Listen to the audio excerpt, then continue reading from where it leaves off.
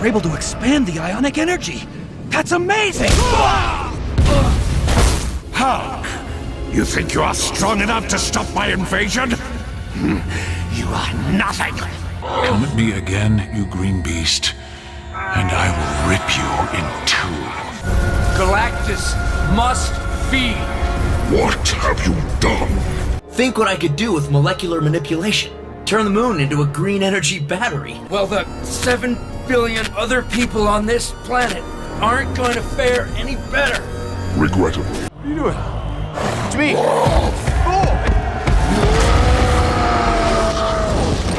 Face your annihilation, Spider-Man! And from bad to worse. Simon, oh man, what happened to you? This is different. This is a force of nature. The Avengers have tons of villains, but no one hates them more than these ones. There is no one that hates the Hulk more than Red Hulk. Red Hulk is the nemesis of the Hulk, which also means at times that he is at odds with the Avengers team, since the Hulk is often a mainstay member of the Avengers. Red Hulk is General Thaddeus Ross, a man who has had it out for the Hulk pretty much since day one. For a long time, there was nothing that General Ross wouldn't do to try to get to the Hulk and destroy him. His hatred came from a place of feeling that the Hulk was a dangerous menace, but even when Ross himself became a Hulk, turning into the Red Hulk, his hatred of the original Green Hulk did not subside. In fact, if anything, it only seemed to intensify because now Ross, like Banner, was really angry. And like Banner, you wouldn't like him when he's angry. Which Avengers villain do you think is the most powerful? That is a pretty good question. I feel like Red Hulk has to be up there if we do a list like that, you know? Red Hulk's pretty powerful. Loki is a villain who started out as the Avengers villain at the beginning of the Avengers run. We're talking about the original Avengers run back in the 1960s. Loki is the first villain that they face in issue number 1. Loki, of course, not only has beef with the Avengers, but specifically has a lot of beef with one of their members, his brother Thor, who is of course one of the mainstays on that first initial roster for the team. But in issue number 1, that doesn't mean that Loki just goes after Thor. In fact, he actually tries to destabilize the Avengers by making it appear as though the Hulk has gone off and gone rogue. Loki isn't just about messing with Thor, he's also about creating instability on this team, which is also something we see with the MCU depiction of the character. This is also something that makes him very skilled and very scary as an Avengers villain, because he doesn't just attack the Avengers head on. He's sometimes a threat that they can't quite see. He tries to undermine the whole team and do so in a way that they don't even notice at times that they're just being messed with. Daken is the son of Wolverine, who actually currently goes by his given name of Akihiro, currently in the comics. The name Daken was actually a cruel nickname that Akihiro initially just adopted as his own. Daken in Japanese translates to cur or mongrel in English, and was used in reference to the fact that Akihiro was of mixed race. His mother was of course a Japanese woman, Itsu, who was slain before she could give birth to Daken, and his father was Wolverine, who believed that their unborn child had also perished along with his wife, and didn't actually know that Daken had actually been stolen and did indeed survive following Itsu's death. Daken was raised to hate his father and would grow up to become a villain, and specifically an enemy of Wolverine. Norman would even recruit Daken to become his stand-in Wolverine for his Dark Avengers team. And if you're wondering how this made him a hater of the Avengers, not the X-Men, that would be because Wolverine was actually on the Avengers team. Yeah, Wolverine's actually been an Avenger. Though I'm sure Daken was also not a fan of the X-Men either in the early days, considering yes, his dad is known for also being a prominent member of that superhero mutant team that we all love as well. The Red Ghost was originally a Fantastic Four villain. He's a Russian communist who was known for his mad science. He studied and sought to recreate the mutating effects of the cosmic rays, which were responsible of course for giving the Fantastic Four their powers. Ivan Kragoff built a ceramic ship, sounds really heavy, and went up into space with a team of apes. He and his apes gained powers. Ivan himself gained the ability to appear intangible, hence his name as the Red Ghost, and became the leader of the Super Apes. Later on, he would team up with the Mole Man and end up fighting the Avengers while they attempted to rescue their kidnapped teammate, Giant Man, from Mole Man's clutches. He was also thwarted, of course, by the Avengers later on when he attempted to rob a bank with this team of super apes. He may have started as an FF villain, but you can bet he has many reasons to hate the Avengers team as well. The Wrecking Crew is a villainous entourage who appear as sort of blue-collar construction workers. In reality, they are Dirk Garthwaite, who was the original Wrecker, and his team comprised of Thunderball, aka Elliot Franklin, previously a physicist, Bulldozer, previously a military sergeant known as Henry Camp, Piledriver, aka Brian Kaluski, who used to be a farmer. They received their powers when they all came into contact with a crowbar as it was struck by some magical lightning. Good old magical lightning giving people powers. They have attempted to take hold of the Avengers Mansion on more than one occasion, teaming up with the Masters of Evil during one of their attempts, and kidnapping Misty Knight and using her to control Iron Fist another time. They're usually handily defeated by the Avengers whenever they go up against the team, however. It seems that having magical construction equipment and mystical abilities is just not enough to defeat the Avengers. Ultron hates a lot of folks. Pretty much if you aren't a robot, Ultron is not a fan of you. Honestly, if you aren't Ultron, I feel like Ultron is sometimes just not a fan of you, but I digress. Some of Ultron's first words upon his creation spoke towards the hatred he felt for the Avengers. Not directly, but more indirectly in regard to the fact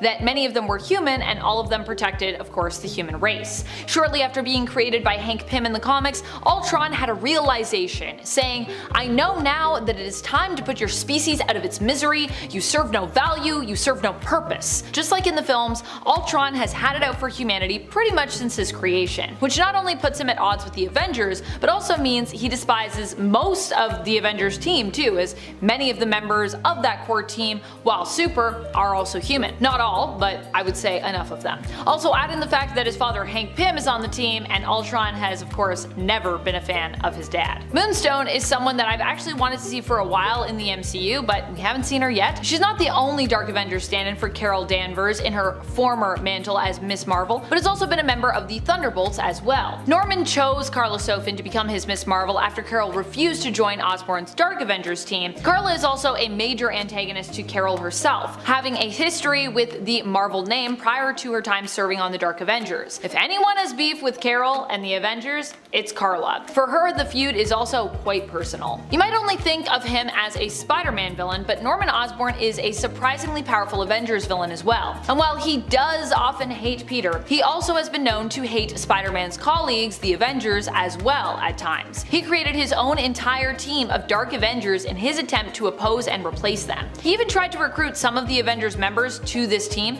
but of course, they refused. During his time as leader of the Hammer organization and of the Dark Avengers, Norman also gave himself a place on the team, replacing Iron Man as the Iron Patriot. Of course, he is much more sinister and obsessive than any version of Tony could ever be. Norman as Iron Patriot is not only a team member, but is also the one who ultimately decides who he wants on his team, recruiting other Avengers villains and turning them into alternate versions of their opposing heroes. Baron Zemo is one of my favorite villains when it comes to any and all that he opposes, but I think I especially love him as an Avengers villain. Zemo, while certainly dangerous on his own, is also well known for leading his own popular villain group, the Masters of Evil. Not only is this group formidable as rivals to the Avengers, but they also at one point attempted to defeat the Avengers by basically beating them at their own game. Yeah, this was when Baron Zemo came up with the plan to disguise the team and rebrand them as a hero group, attempting to beat the Avengers at their own thing that they do by just replacing the Avengers. Enter the Thunderbolts, the initial Thunderbolts team, that is. It wouldn't be revealed till after this team had made a name for themselves both in canon and in comics who they truly were, and honestly it was quite the impressive twist. The Triune Understanding was an organization led by Jonathan Tremont. It was originally believed to be an organization focused on maximizing human potential, although it was later revealed to have a more sinister motive. Tremont specifically used the organization and its resources to create a smear campaign to be used against the Avengers. He claimed the Avengers were intolerant of various religions and races. He also used his villainous brothers, Lord Templar and Pagan, in an attack against the Avengers, which he then used to blame the superhero team for in regards to all the destruction that the fight had caused. What's truly wild is although this organization is not one of the most well-known Avengers enemies, the Triune Understanding still succeeded in getting both Thor and and Captain America to leave the team for a while. So not only do they really hate the Avengers, but they're also kind of successful in their villainous schemes. Power Broker has always been a mysterious figure, and not just in the Marvel Cinematic Universe, where fans of the Falcon and the Winter Soldier series spent some time trying to decipher the Power Broker's true identity. Even now, some people still do not believe to this day that the reveal is even the true one, and there are still some out there that theorize there could still be a Power Broker working behind Sharon Carter and simply using her as a front for their true identity. In the comics, Power Broker has always been a villain shrouded in mystery, and even today we still do not know the true identity of the modern day Power Broker from the comics. Initially, Power Broker was Curtis Jackson, but even before his death in 2012, there had been a new Power Broker that was introduced on the scene, making their first appearance in Avengers The Initiative Annual in 2008. Their identity still remains unknown, I believe. It's been more than 10 years and we're still not sure exactly who that is. The more modern version of Power Broker even still hasn't been seen since 2023. What are some villains that you haven't seen for some time that you would like to see come back? Definitely one of the weirdest weirdos out there for me is this next villain we're about to talk about. Even his name just sounds so cosmically weird and fantastic. Xemnu. Now, Xemnu might not be a full-on Avengers team villain, but he is a villain of one of the mainstay Avengers, the Hulk. He was an alien cyborg prisoner who escaped from exile only to crash land on Earth. Xemnu initially hoped to control the minds of the people of Earth and get them to build him a new spaceship. Now, the problem with this new spaceship is that it would be so powerful that its launch would in essence destroy the Earth. Tell you what, that's definitely a cosmic criminal right there. Xemnu is a psionic being who can hypnotize his victims and control their minds. He can also use hosts to heal himself, in essence transforming their body into his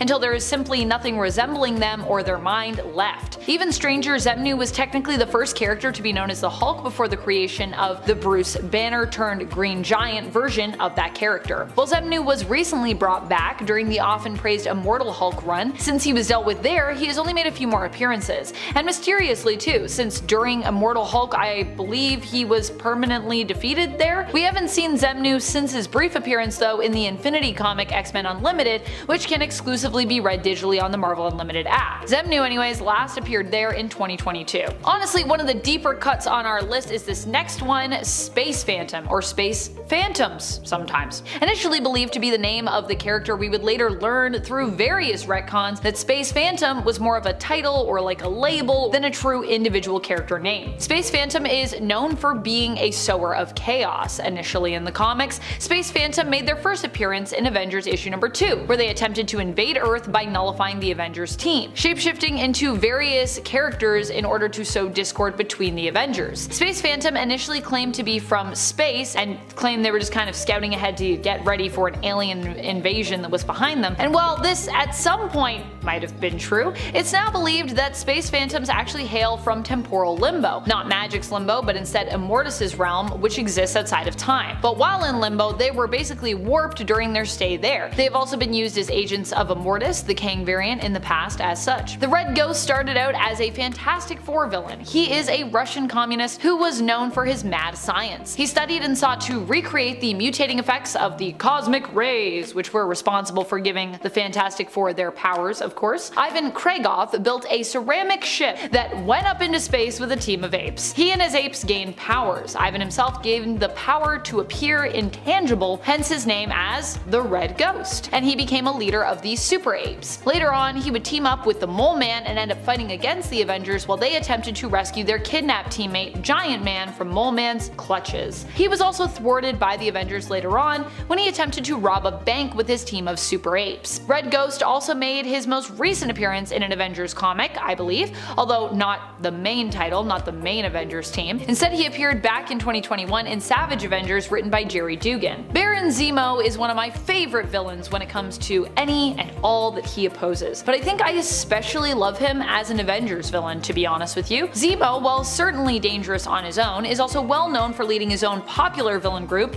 the Masters of Evil. Not only is this group formidable as rivals to the Avengers, but they also at one point attempted to defeat the Avengers by, get this, replacing them. Yeah, this was when Baron Zemo came up with the plan to basically disguise the team of villains and rebrand them as a hero group, attempting to beat the Avengers at literally their own game. Enter the Thunderbolts. The initial Thunderbolts team, that is. It wouldn't be revealed until after this team had made a name for themselves both in canon and in comics who they truly were, and it was quite the impressive twist. When it comes to Zemo's recent appearances, he hasn't really been around much lately. We haven't seen him in the comics since he was most relevant as well in the MCU in Falcon and the Winter Soldier. He last appeared in the Falcon and the Winter Soldier miniseries in the comics, which came out, like I said, around the time of the Disney Plus streaming series, so kind of in line with that. And Zemo was also of course featured in the Disney Plus series. We haven't seen him in the MCU or in the comics I believe since then really, although some folks are likely still hopeful in regards to the MCU version of Zemo that he'll be making some kind of appearance in Thunderbolts, I'm sure, but I'm still not sure if that's gonna happen. Annihilus is a weird but iconic villain. He hails from the Negative Zone and is also insectoid in his appearance. Annihilus basically has a cosmic magic wand that we know as the Cosmic Control Rod that he uses in his attempt to take over the Negative Zone. In more recent appearances, however, Annihilus chose to wear this rod as a sort of protective accessory, using it to protect himself against naturally occurring dangers such as aging, heat, and cold, in addition to gaining the ability to fly through space. He also initially became a villain of the Fantastic Four because they borrowed his cosmic rod to help treat the Invisible Woman during her pregnancy, which of course bothered Annihilus greatly, even though to be fair, they did actually return it. So while Annihilation is probably one of the most well-known events and stories involving Annihilus, he has actually been seen since then being used by Jonathan Hickman in his Avengers run, and also being used to fight against the Cancerverse in Annihilation Scourge. But that was back in 2019, so it's been a while since we've seen him in the spotlight as either a villain or a reluctant ally. It's kind of unfortunate what happened to the Chaos King. He actually seemed like a pretty neat villain in theory. The event that he is primarily known for is the Chaos War. Unfortunately, Chaos War took place right before the epic Fear Itself event in terms of Marvel's chronological print history, and of course became overshadowed by that. Ultimately, it also felt less planned out, I would say. The Chaos King, also known as Amatsu Mikaboshi, is a cosmic entity and basically Japanese god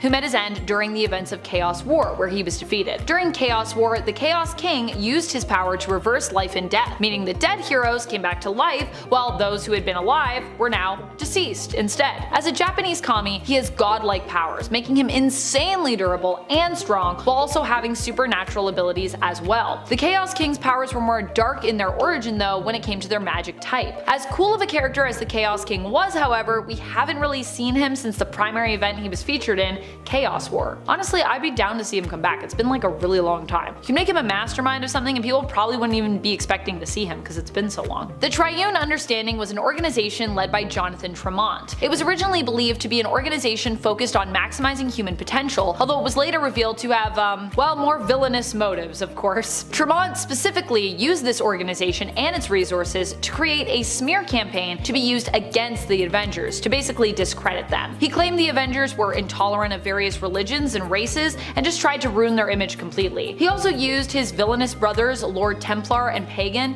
in an attack specifically against the Avengers, which he then actually used to blame the superhero team for all the destruction that the fight had caused. What's truly wild is although this organization is not one of the most well-known Avengers enemies and they haven't been featured recently, the Triune Understanding still succeeded in getting both Thor and Captain America to leave the team for a bit. Surprisingly, despite their successes however, we haven't really seen them for I think over 20 years in the comics. They just kind of faded away. Honestly, we should bring them back. They were pretty cool. Number 10. The Thunderbolts. There is a time in the comics where it looked like Earth had lost most of its heroes, and Baron Zemo saw this lull as the perfect time to organize a super team of his own. Although his crew, composed mostly of villains, pretended to be a force for good, they originally had evil intentions. The MCU Zemo, played by Daniel Bruhl, definitely has the intelligence and financial resources to pull together a Thunderbolts crew. Daniel Bruhl's Zemo has already been portrayed in a more sympathetic light in 2021's The Falcon and the Winter Soldier, and the Thunderbolts movie may see him continue to seek redemption for his past by spearheading a team of would-be heroes, or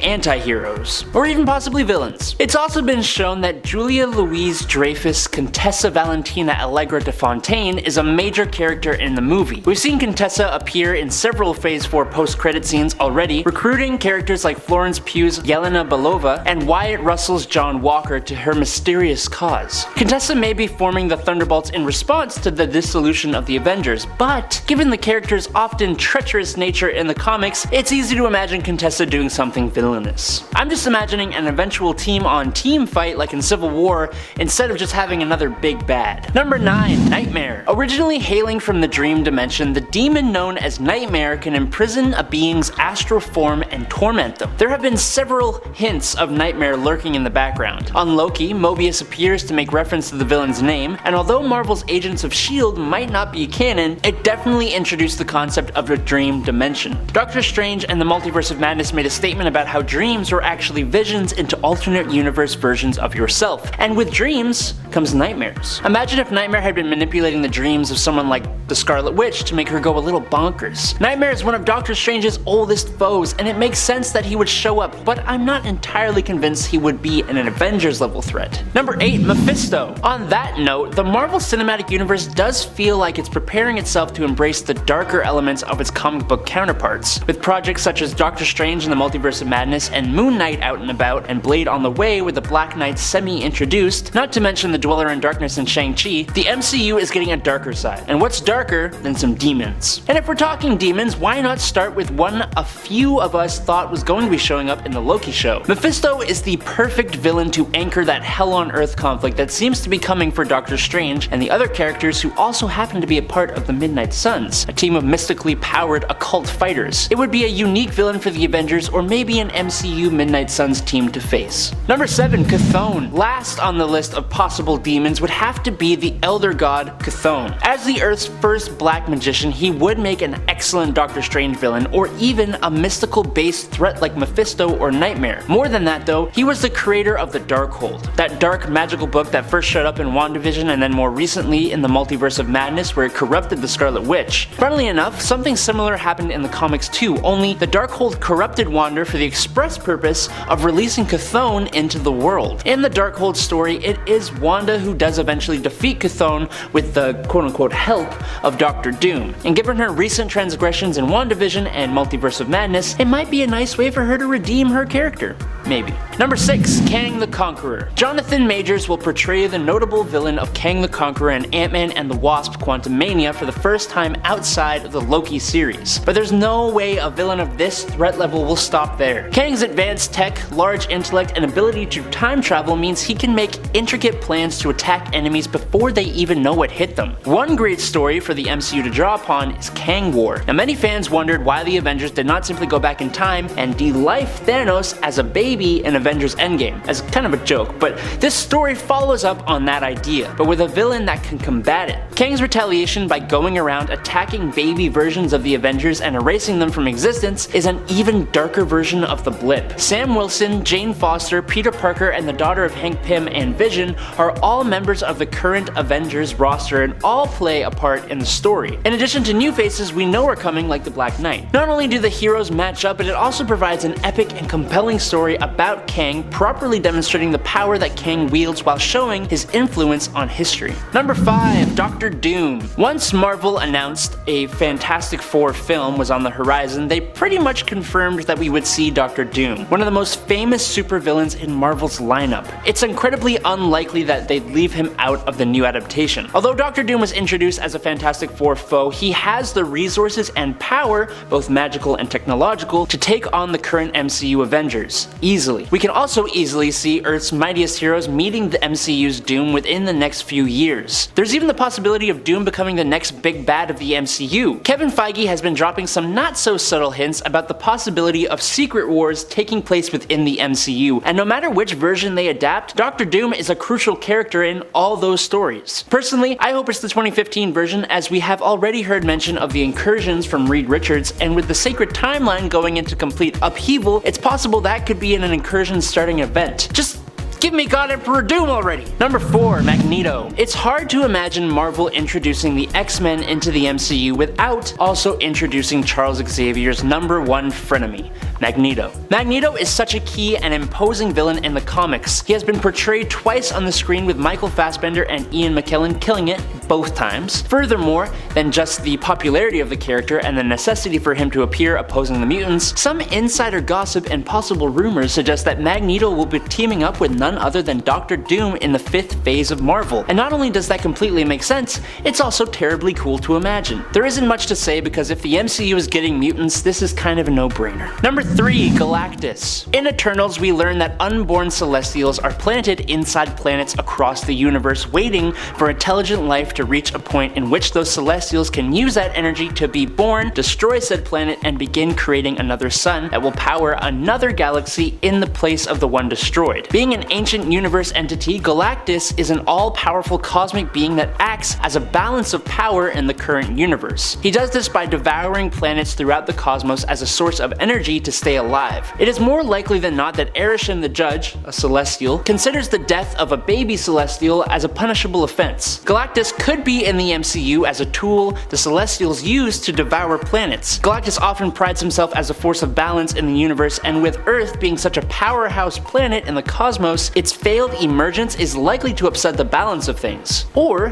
what if Galactus was actually hunting planets with the immense amount of energy a celestial seed would provide? This cosmic being is known for having a huge appetite that can only be satisfied by consuming the energy of planets. With certain planets, including Earth, hosting a celestial seed inside of them, a Herald of Galactus could view it as a great source of energy to keep Galactus fed. And that's not even mentioning the Fantastic Four. They're also famous for doing battle with Galactus. He also shares a connection with another famous Marvel character. There are lots of reasons he could show up. Number 2. Apocalypse. When we were talking about Kang, we talked about how he traveled through history. Well, speaking of characters who had roles in history, one of Kang's time-displaced alternates is called Rama-Tut, who was a pharaoh in ancient Egypt, and he had a bit of a backstory that involved another major villain, the ancient proto-mutant Apocalypse. More than his connection to Kang and the mutants, Apocalypse is also empowered with ancient celestial technology, and the Celestials have had more than a few mentions throughout the MCU, with a major role in the Eternals movie. Also, this major villain is arguably as powerful, if not possibly more powerful than Thanos in different ways. Actually, speaking of Thanos, Apocalypse may be a bit too much like the Big Chin in terms of stature and the fact that he has his Horsemen of the Apocalypse like Thanos has the Black Order, but he has so much more to offer than that. I also think we gotta get a live-action redemption for this villain after the kind of bad Age of Apocalypse X-Men movie from 2016, but that's just my opinion. Number 1. The Beyonder. The original Secret Wars series, initiated by Marvel Comics in the 80s, was spearheaded by a cosmic entity known as the Beyonder, who observed the multiversal heroes and villains and,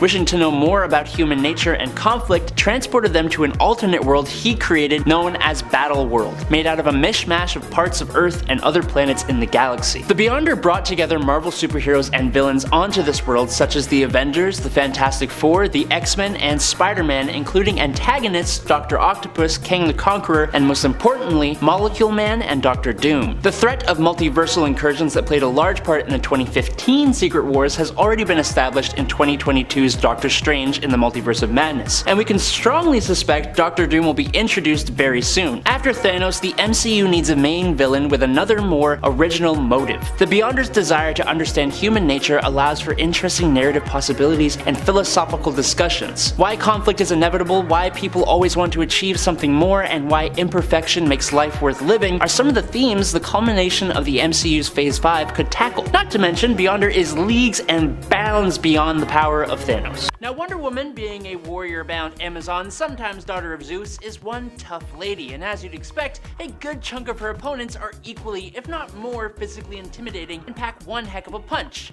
And then, there's Dr. Psycho. Dr. Psycho is not physically intimidating at all. He is 3'9" with no kind of super strength. But what Dr. Psycho lacks in physicality, he makes up for in being absolutely psychotic, but also one of the strongest telepaths on the planet. Psycho can match up to Martian Manhunter in terms of his telepathic prowess, and can control multiple different minds with his powers at the same time. On top of that, he is just so incredibly sadistic. When combined with that absolute power, he can cause a bad day for even someone as capable as Wonder Woman. And before we move on, I'm curious, who are your favorite underappreciated villains in not just comics but in any form of media? Let me know down in the comments below. But next up on the docket for today is Lord Deathman. The Japanese crime boss known as Lord Deathman has battled Batman both in American comics and in Japanese manga, using his powers to seemingly overcome death itself, able to rise from the grave no matter what his injuries are. In his first appearance in Batman 180 in May 1966,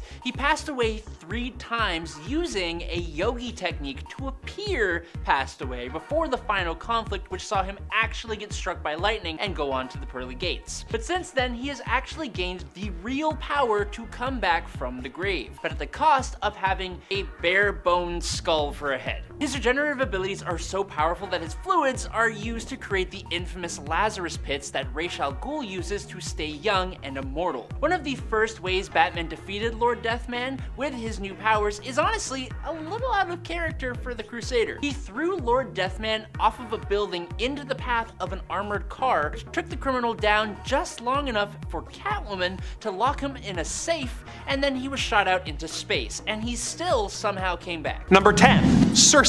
Circe was a woman in ancient Greece whose beauty was apparently unparalleled. She married a wealthy prince, but he was a brutish, cruel drunk who she viewed as an animal, so she killed him before eventually coming into contact with the goddess of witchcraft, Hecate, who granted her 1/5 of her soul, which made her a master of magic capable of imposing her will and power on others. After Circe sold her soul, she became obsessed with regaining it from the dimension of hell where it had been sent. She is willing to do anything and sacrifice anyone to try and regain what she has lost. She is known for turning men into animals that serve as her minions, and has magic powers which allow her to open portals and teleport or give life to inanimate objects. She has geokinesis, the ability to possess people, as well as the ability to freeze time to pull herself and others out of a moment. She is a constant thorn in Wonder Woman's side and a constant source of chaos in the DC universe. Number 9. Black Adam. Teth Adam was a member of the Kandaki tribe in ancient Egypt, whose people were forced into servitude by a cruel pharaoh of the time. Most of his family was killed, but Teth Adam was able to escape with his nephew Amun when the wizard Shazam brought them to the Rock of Eternity to make Amun his chosen champion. Amun learned that he could share his powers with Adam, and the two returned to free their people. Amun wanted to find a peaceful solution, but Adam felt that peace was not an option and wanted revenge, so he killed his nephew in order to gain his power for his own. In the present day of the DC universe, he is the ruler of Kandak, and sometimes a member of super teams like the Justice Society. He flip-flops between being an anti-hero and a straight-up villain, but the fact that he once started World War III and murdered millions of innocent civilians makes me more than comfortable putting him on a villain's list. His enchantment from the wizard Shazam has granted him the strength of Shu, the speed of Horus, the strength of Amun, the wisdom of Zahudi, the power of Aten, and the courage of Mehen. This gives him super strength, speed, flight, and lightning casting abilities, which makes him capable of taking out most of the heroes of the DC universe with ease. The only people who seem to be able to consistently stop him are Shazam, who has pretty much the same powers, and of course, Superman. Number 8.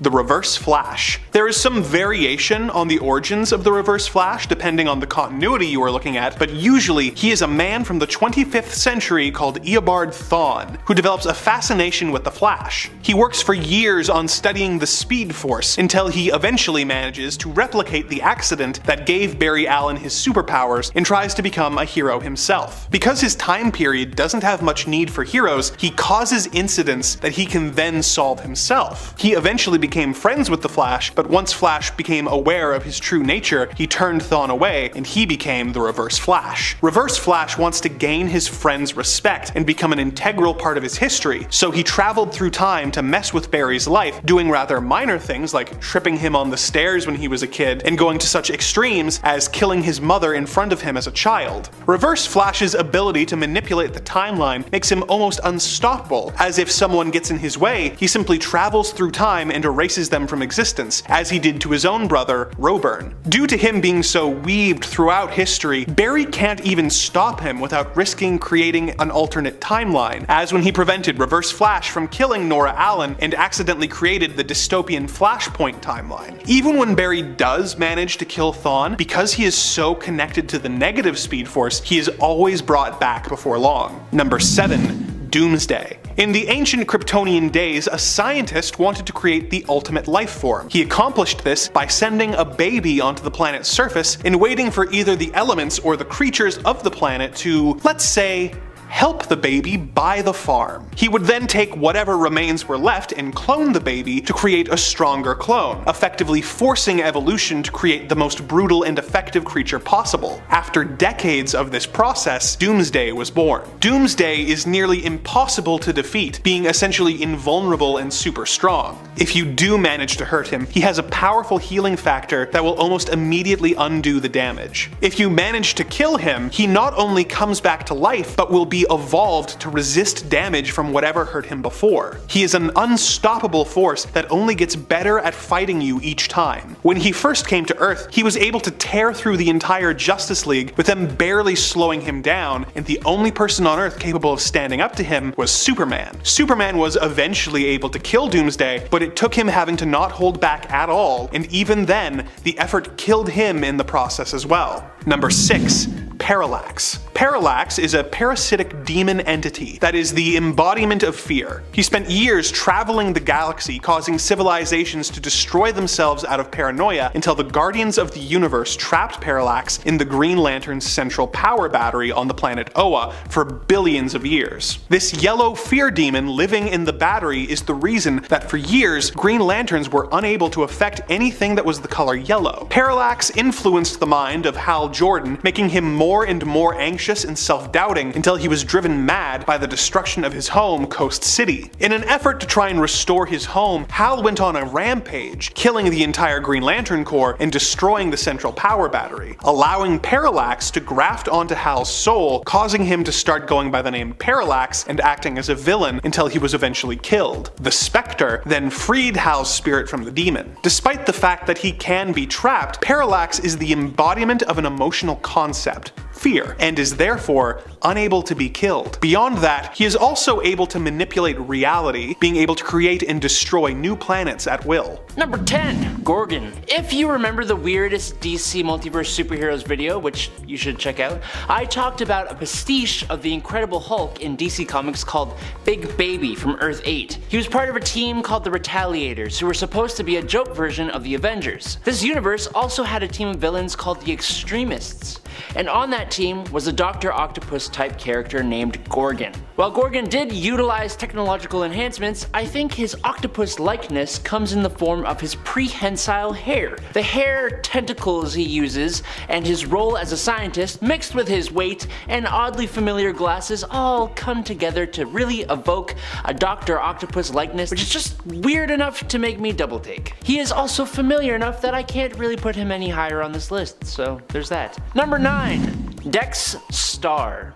Or Dex-Star, or Dexter, or Dex-Star, Dex-Starer. Cats can be ruthless, cold, and scary at times, I'll admit that. But while the Red Lantern of Sector 2814, Dex-Star, is an irrationally rage-filled kitty, it's all because he loved his owner. Dex-Star's origin shows the cat Dexter with his owner when she is attacked by robbers who broke into her home. While Dexter tried his best to scratch the attacker, he ended up ending the life of Dexter's owner. When the police showed up on the scene, Dexter was kicked out into the streets so as to not contaminate the scene. Now, 2 rascals from the streets found Dexter when he was trying to sleep, put him in a sack, and threw him into a river. Now that is one hell of a sequence of events, and all this happening filled the poor little kitty with enough rage that it caught the attention of Atrocitus, who called out to him and made him a Red Lantern. With this newfound power of the Red Lantern ring, the Rage Kitty exacted his sweet revenge on the hoodlums and flew to say goodbye to his owner one last time, saying, in his little cat language, "I find who hurt you, I kill. I, good kitty." I love this cat, but I also wouldn't dare mess with it. Ever. Number 8. Prometheus. Heroes and villains with no powers always seem to be some of the most powerful. It's strange. Take Prometheus. After seeing his criminal parents pass at the hands of police, he vows a vendetta on any form of justice. A vendetta that would push him to be able to defeat the whole Justice League single-handedly. He shot the Martian Manhunter with a dart that turned his power against him and set him on fire. He infected Steel's armor with a computer virus which commanded the suit to damage the Watchtower. He hypnotized the Huntress into unconsciousness. He attacked Green Lantern with a neural chaff that rendered his ring useless. He trapped the Angel Zariel in limbo. He tricked the Flash into believing that he had planted motion-sensitive devices that would explode if the Flash used his powers. And he defeated Batman in hand-to-hand combat. That's probably the most nuts thing on this list. His origin is very similar to Batman's. After his parents were dispatched from the mortal plane, he would travel the globe training and becoming the ultimate combat machine. But he also attended the top universities, learning as much as he could. He eventually sets up a base in the Ghost Zone. And from here, he built an armor that could download information on any opponent's fighting style, kind of reminiscent of Taskmaster's ability. He is kind of crazy capable, and his vendetta on any kind of justice plus his Batman likeness just makes him kind of a little strange to me, but also terrifying. Number 7. Earth 17 Superman. On Earth 17, superheroes are a product of government experiments. The Superman of this universe, Overman, was the first, with the other superheroes being spawns of his DNA. Now that may be weird, but that ain't the weird part. He also doesn't really seem like a villain yet, does he? Well, after contracting a disease,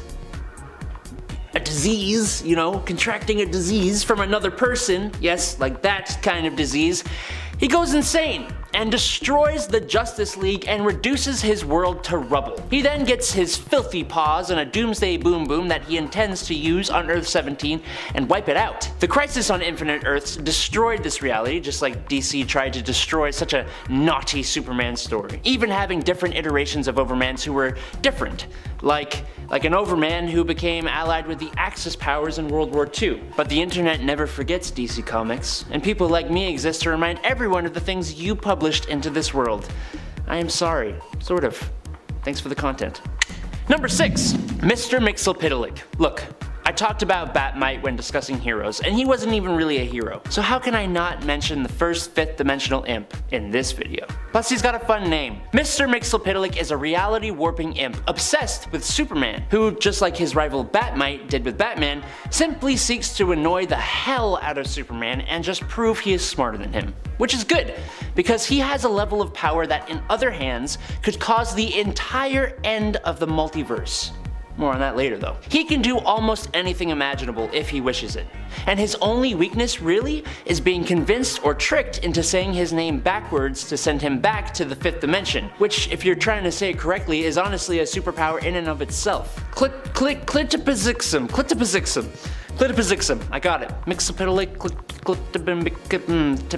Number 10. Doomsday. I have to just assume that Batman is afraid of Doomsday. And there are multiple reasons I believe this. For starters, anytime I've seen Batman even attempt to get involved in a fight with Doomsday, he is never throwing punches. He is either staying the heck out of the way, maybe only acting as a distraction, or he is powered up by some serious magical artifacts. Secondly, Batman is incredibly smart. He knows how hard it is for someone to take down Superman, and the fact that Doomsday is one of the few characters who is able to do it, and with such brutality, there is no way Batman is not intimidated by this monster. I refuse to believe it. Honestly, my favorite point of proof is seeing what Ben Affleck's Batman does in Batman vs Superman. Say what you want about that movie, but Batman jumping around the battlefield just trying his best to stay out of the way? Hilarious. Number 9. Prometheus. As a dramatic inversion of Batman, the tragic figure of Prometheus presents a serious threat to the Dark Knight. Enraged by the passing away of his parents at the hands of law enforcement, Prometheus vows to fight the law with the same intensity that Batman seeks to uphold it. Backed by ludicrous sums of money, Prometheus trains diligently and becomes the bane of police officers and military men across America. Armed with an all-powerful helmet, Prometheus earns godlike powers that give him the strength of the best fighters on Earth. It's no wonder that when he breaks into the Justice League Watchtower, he single-handedly beats the majority of the team, and Batman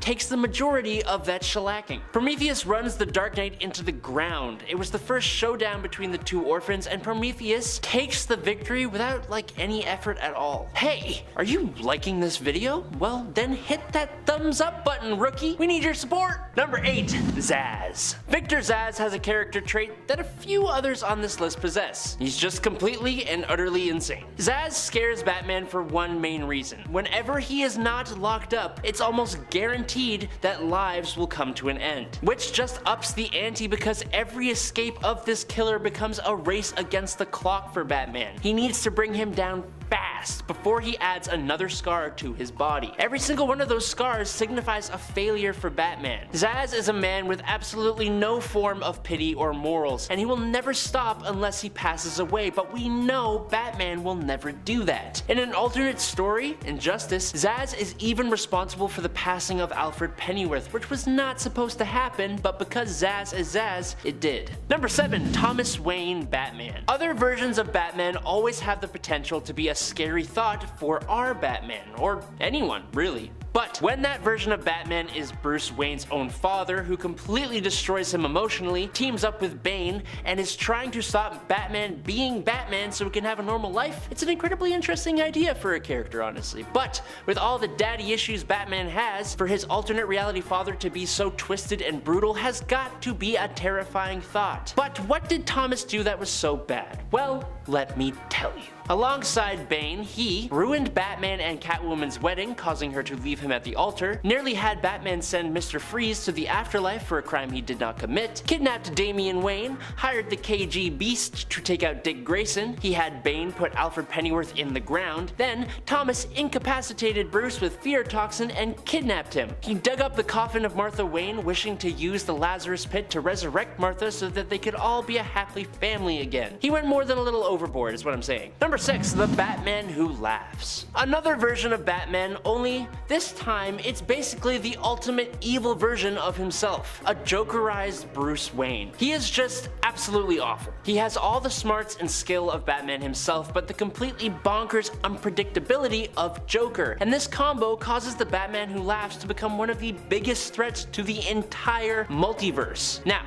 being a Jokerized Bruce Wayne, he has a few differences to the man himself. He's thinner and faster, but physically weaker. Unfortunately, physicality in battle with this guy doesn't really matter. He's got backup in the form of his Dark Knights, and he has backup plans on top of backup plans as any Batman worth his salt would have. This guy put his consciousness into a Batman with the power of Dr. Manhattan and destroyed Perpetua, the first creator of the multiverse and the mother of the Monitor, Anti-Monitor, and the World Forger. And at number 10, Riddler. Believe it or not, Batman has actually admitted that the Riddler is more intelligent than he is. Obviously, he is incredibly insane, but the Riddler has even realized this himself, which only expanded his intelligence. In terms of street-level villains, few can stand up to the intelligence of Riddler. Just like Batman himself, Riddler always has backup plans for his backup plans. He plays for most outcomes, but he usually sets traps and plans that are so well thought out that he doesn't always need his backup plans. And then,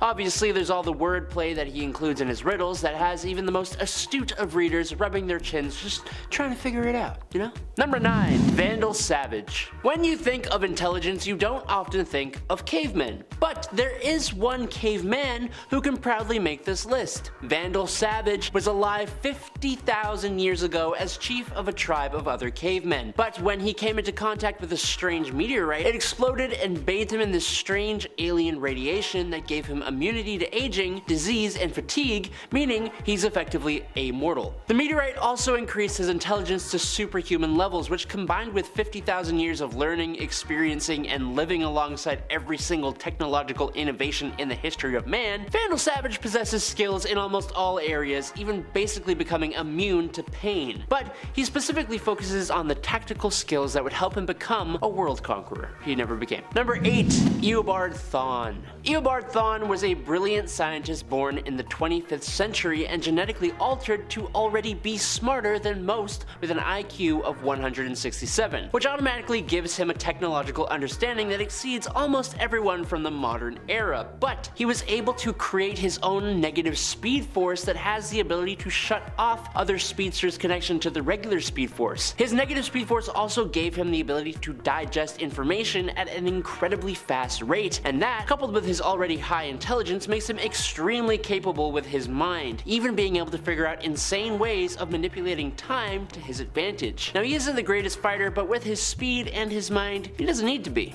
Number 7. Dr. Sivana. Sivana is a scientific genius, mastering almost all of the scientific disciplines that exist on Earth, making him one of the leading minds on Earth. He is one of the cookie cutters that people think of when talking about mad scientists. He is also the arch enemy of Shazam and the Captain Marvel family, and because of this, and his genius, he has elevated himself beyond just being a scientific genius, studying the occult, and being able to teach himself how to harness magic, specifically after he joined forces with Mr. Mind and when he reawakened Black Adam, which is when his right eye became capable of seeing magical energies. Number 6. Professor Ivo. Professor Ivo is a genius, specifically specializing in cybernetics. He has built Amazo, Amazoid, Composite Superman, and Kid Amazo, and he was also the partner of T.O. Morrow in building Red Volcano. He also built the body of Tomorrow Woman, but he was also able to figure out how to give himself immortality even if the formula that granted him this ability was flawed and left him pretty rough looking. At number 10 is Ultron. Ultron, the AI antagonist from the Avengers, delves into the intriguing realm of human-robot interaction. Created by Tony Stark in the MCU, but was actually the mindchild of Hank Pym in the original comics, its prime directive is achieving world peace, and surmises that the only way that would be possible is to eliminate humanity. Ultron's self-improving nature grants it exponential growth in power and intellect. This villain proves relentless thanks to its ability to adapt, infiltrate networks, and upgrade itself like a superhero Skynet. Its adamantium exoskeleton renders it nearly indestructible, and it can transfer its consciousness across different row-bodies. Row-bodies? I thought that was clever. Ultron embodies the fear of technology gone awry, posing a formidable challenge to Earth's mightiest heroes. Can they triumph over an enemy that evolves faster than they can strategize? If you're enjoying the video so far, you can support this channel by pressing like, subscribing to the channel, and ringing that notification bell. At number 9 is Baron Zemo. Baron Zemo is a cold and calculated strategist in the Marvel Universe. First appearing in the comics back in '64, this mastermind completely lacked superhuman abilities, relying instead on heightened intellect and resourcefulness. Zemo single-handedly orchestrated the Avengers' downfall from the shadows by exploiting their weaknesses and triggering internal conflicts. His Machiavellian approach showcases that physical power isn't the sole path to supremacy. With a tragic backstory and penchant for manipulation, Zemo remains an enduring antagonist. Whether it's through psychological warfare or intricate schemes, he serves as a reminder that sometimes the most formidable adversaries come not from superhuman might, but instead from within the human psyche. At number 8 is Kang the Conqueror. Hailing from the pages of Marvel Comics, Kang is a time-traveling, history-manipulating enigma. His real name is, well, that's a bit tricky. You see, he has a whole bunch of identities due to his time-traveling shenanigans across different eras. Or, I mean, dimension hopping, depending on how you want to look at it. In the MCU, Marvel is treating alternate timelines and alternate dimensions like they're the same thing, so we'll just have to deal with it. But I digress. Off the top of my head, he goes by either Nathaniel Richards, Rama Tut, Scarlet Centurion, Immortus, Kid Immortus, Iron Lad, Mr. Griffin, a Doctor Doom, and of course, Kang the Conqueror, thus making him probably one of the most convoluted characters in comic book history, as there are innumerable iterations of the character spanning countless eons. For example, there are versions of Nathaniel who become Rama Tut before becoming Kang, others who after becoming Kang become Rama Tut again, only to then become either Immortus or Scarlet Centurion, and or back to Kang. Some flip between Rama Tut and Kang before becoming Mr. Griffin, while other Kangs don't become Kang at all and instead become Iron Lad. Yeah, it's really messy. And as you can already guess, what makes Kang truly interesting is his mastery over time, hopping around like a temporal tourist gone mad. With advanced future tech and extreme intellect, partly on account that he's a descendant of Mr. Fantastic, he's a challenge that is as much a puzzle as he is a powerhouse. His various incarnations, alternate selves, and mind-bending plots make him a true headache for our beloved Avengers. Wrapping your head around Kang's complexities might require a time machine of your own. own. At number 7 is Thanos. When we talk about Avengers villains who are a tough nut to crack, Thanos inevitably leaps into the picture. I mean, we're not just dealing with your everyday antagonist here. We're talking about the Mad Titan himself. Thanos is like the ultimate cosmic conundrum, most notably wielding the Infinity Gauntlet and its mind-bending gems. With that kind of power, he can reshape reality, control time, and alter the very fabric of existence. The Avengers had their hands filled dealing with this purple-skinned powerhouse. Remember that snap? The one that wiped out, like, I don't know, half of all life in the universe? Yeah, that was this guy. So taking on Thanos is like confronting the embodiment of unstoppable force. When he's on the scene, you can bet that things are gonna get cosmically complicated. At number 6 is Dr. Doom. Peering into the vast realm of the Avengers villains, one figure emerges with an aura of unyielding power, Dr. Doom. Hailing from the enigmatic land of Latveria, Dr. Doom is a multifaceted antagonist whose mastery in both science and sorcery is unparalleled. Clad in signature metal armor, Doom's intellect fuels his pursuits of dominion, rendering him a formidable adversary. His indomitable will, fortified by tragic origins, propels him in his quest for ultimate control. From reshaping reality to the Infinity Gauntlet to manipulating time itself, Doom's ambitions knows no bounds. A complex amalgamation of genius, magic, and ambition, Dr. Doom stands as the enduring testament to the unexplored depths of villainy within the Avengers universe. At number 5 is Galactus. Galactus is a colossal cosmic entity in the Marvel universe, emerging as the embodiment of cosmic balance. This being, beyond the constraints of good or evil as we perceive them,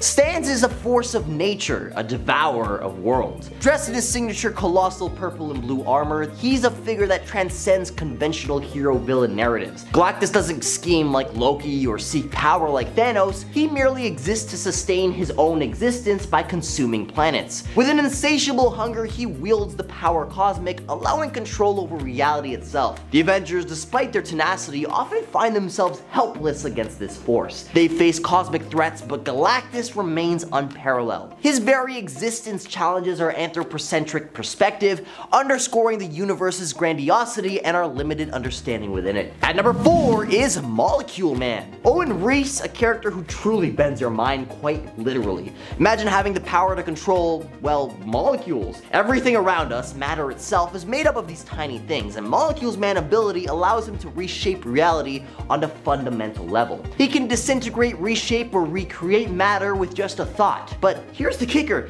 his power isn't just limited to objects. He can alter time itself, space, I didn't know those were made of molecules, and even other superpowers. Now you might be thinking, how on earth could anyone stop someone who could manipulate reality at its core? Well, it's a mind-boggling concept and definitely one that the Avengers are gonna have to figure out a way around. At number 3 is Red Skull. This formidable antagonist possesses an indomitable will that echoes throughout history. Initially locking horns with Captain America during the Second War of the World, Red Skull's obsession with power and ominous association with Hydra paint a portrait of unwavering malevolence. But what makes Red Skull truly intriguing is his resilience. Over the years, he's demonstrated an uncanny ability to rebound from apparent defeat, like a persistent specter haunting the Marvel Universe. His consciousness survived, transcending mortality, finding new vessels to embody his wickedness. From Johann Schmidt to various successors, the essence of Red Skull endures, emphasizing the notion that some adversaries are simply impervious to the confines of time and defeat. At number 2 is Magneto. With the ability to manipulate electromagnetic fields, his power transcends the conventional. But it's not just his raw might that sets him apart, it's his motivation. Crafted through tragic experiences, Magneto's actions are propelled by a deep-seated desire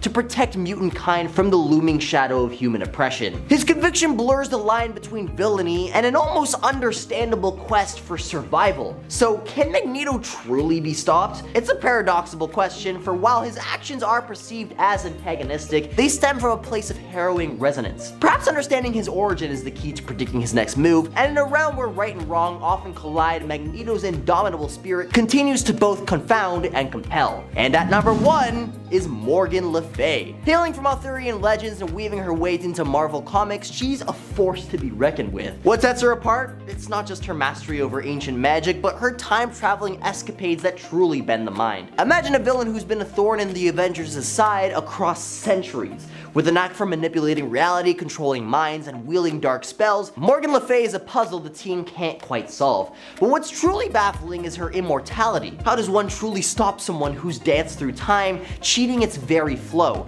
And as the Avengers continue to battle this enigmatic enchantress, it's a reminder that some foes are beyond the grasp of conventional heroics, slipping through time's fingers like sand. The West Coast Avengers get all the weird villains. Cactus is a great example. He is a cactus and he's funny. Literally the first time he's seen in West Coast Avengers 17, Wonder Man laughs at him because he's a cactus. Cactus was created by the Dominius computer from a desert cactus. The computer gave the cactus human-like mobility and intelligence. This cactus is the original, but there are hundreds of duplicates out there apparently. Cactus's powers are shooting his cactus needles at a destructive speed and regenerating quickly, as he is technically a super powered plant. There were two other villains created from desert elements alongside Cactus. They were Butt, made of rock, and Gilla, made from the venomous lizard called the Gilla Monster. A super cactus, while funny and cool, didn't stand much of a chance against the West Coast Avengers and was defeated, but maybe we'll see a clone of him somewhere soon. Live action Two Gun Kid or Rawhide Kid can fight it. The leader of the group of desert misfits Cactus was Sunstroke. He was a human, however we don't really know how he got his powers. The villain just says he created himself, whatever that means. All he says to explain is that a man's sense of strategy was melded with the power of the Day Star. Merging with this power made him capable of absorbing light and heat. He can also generate light and heat to attack with. He did threaten to melt the armor off Iron Man's back. He fought the Avengers in the desert that day and disappeared shortly after that battle was ultimately lost. He resurfaced to attend a weapons expo and briefly fought Captain America. He went on to fight the X-Men. Later he joined the Masters of Evil, but was arrested after the team unsuccessfully took on the Thunderbolts. Echidna is literally mother. She is the mother of monsters both in Greek mythology and Marvel mythology. She has fought the Avengers Standard a few times and was affiliated with the Defenders of the Deep. She helped King Namor keep humans out of the water when the king declared the oceans off limits to everything that wasn't native to it. Echidna was also part of the Doom Maidens. During her time there, she attempted to recruit the Amazons, but ended up fighting the Amazons and losing. Most of her scraps with the Avengers happened while she was on the Defenders of the Deep. Eventually, she fought Ghost Rider and was neutralized by him. Icon among men, literally his name is Icon. Icon appeared in 2 issues, Excalibur 59 and 60. He was a Wakandan biochemist who experimented on himself with the advanced tech Wakanda had to offer. The experiments resulted in him gaining the ability to turn himself and others into wood. With his new power, he set his eyes on the Wakandan throne. He had the idea in his head that Black Panther did not respect him as a scientist. Not true, by the way.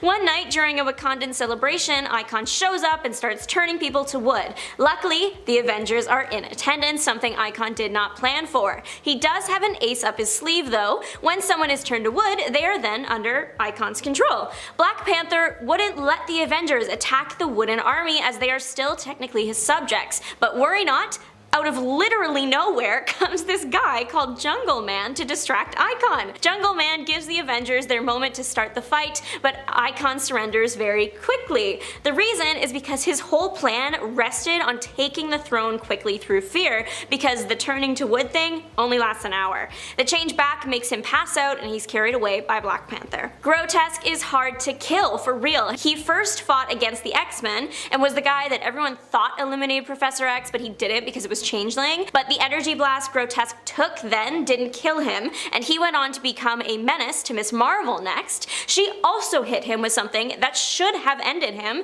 He again survived and fought the Avengers. In this particular battle, he was part of a group of subterranean beings that were initially fleeing their home underground because it was being attacked by deviants. Grotesque was a villain at heart though, and later, after that battle, kidnapped Thor's human host, Donald Blake, holding him hostage while Grotesque's lava men brought the living rock to the surface. The idea was that the living rock would then blow up a lot of the surface world. Thor made sure that didn't happen and broke the rock before it could come up. All the energy from the rock supposedly destroyed Grotesque. But he lived. He really is that one Emma Roberts surprise but you thought you'd seen the last of me meme.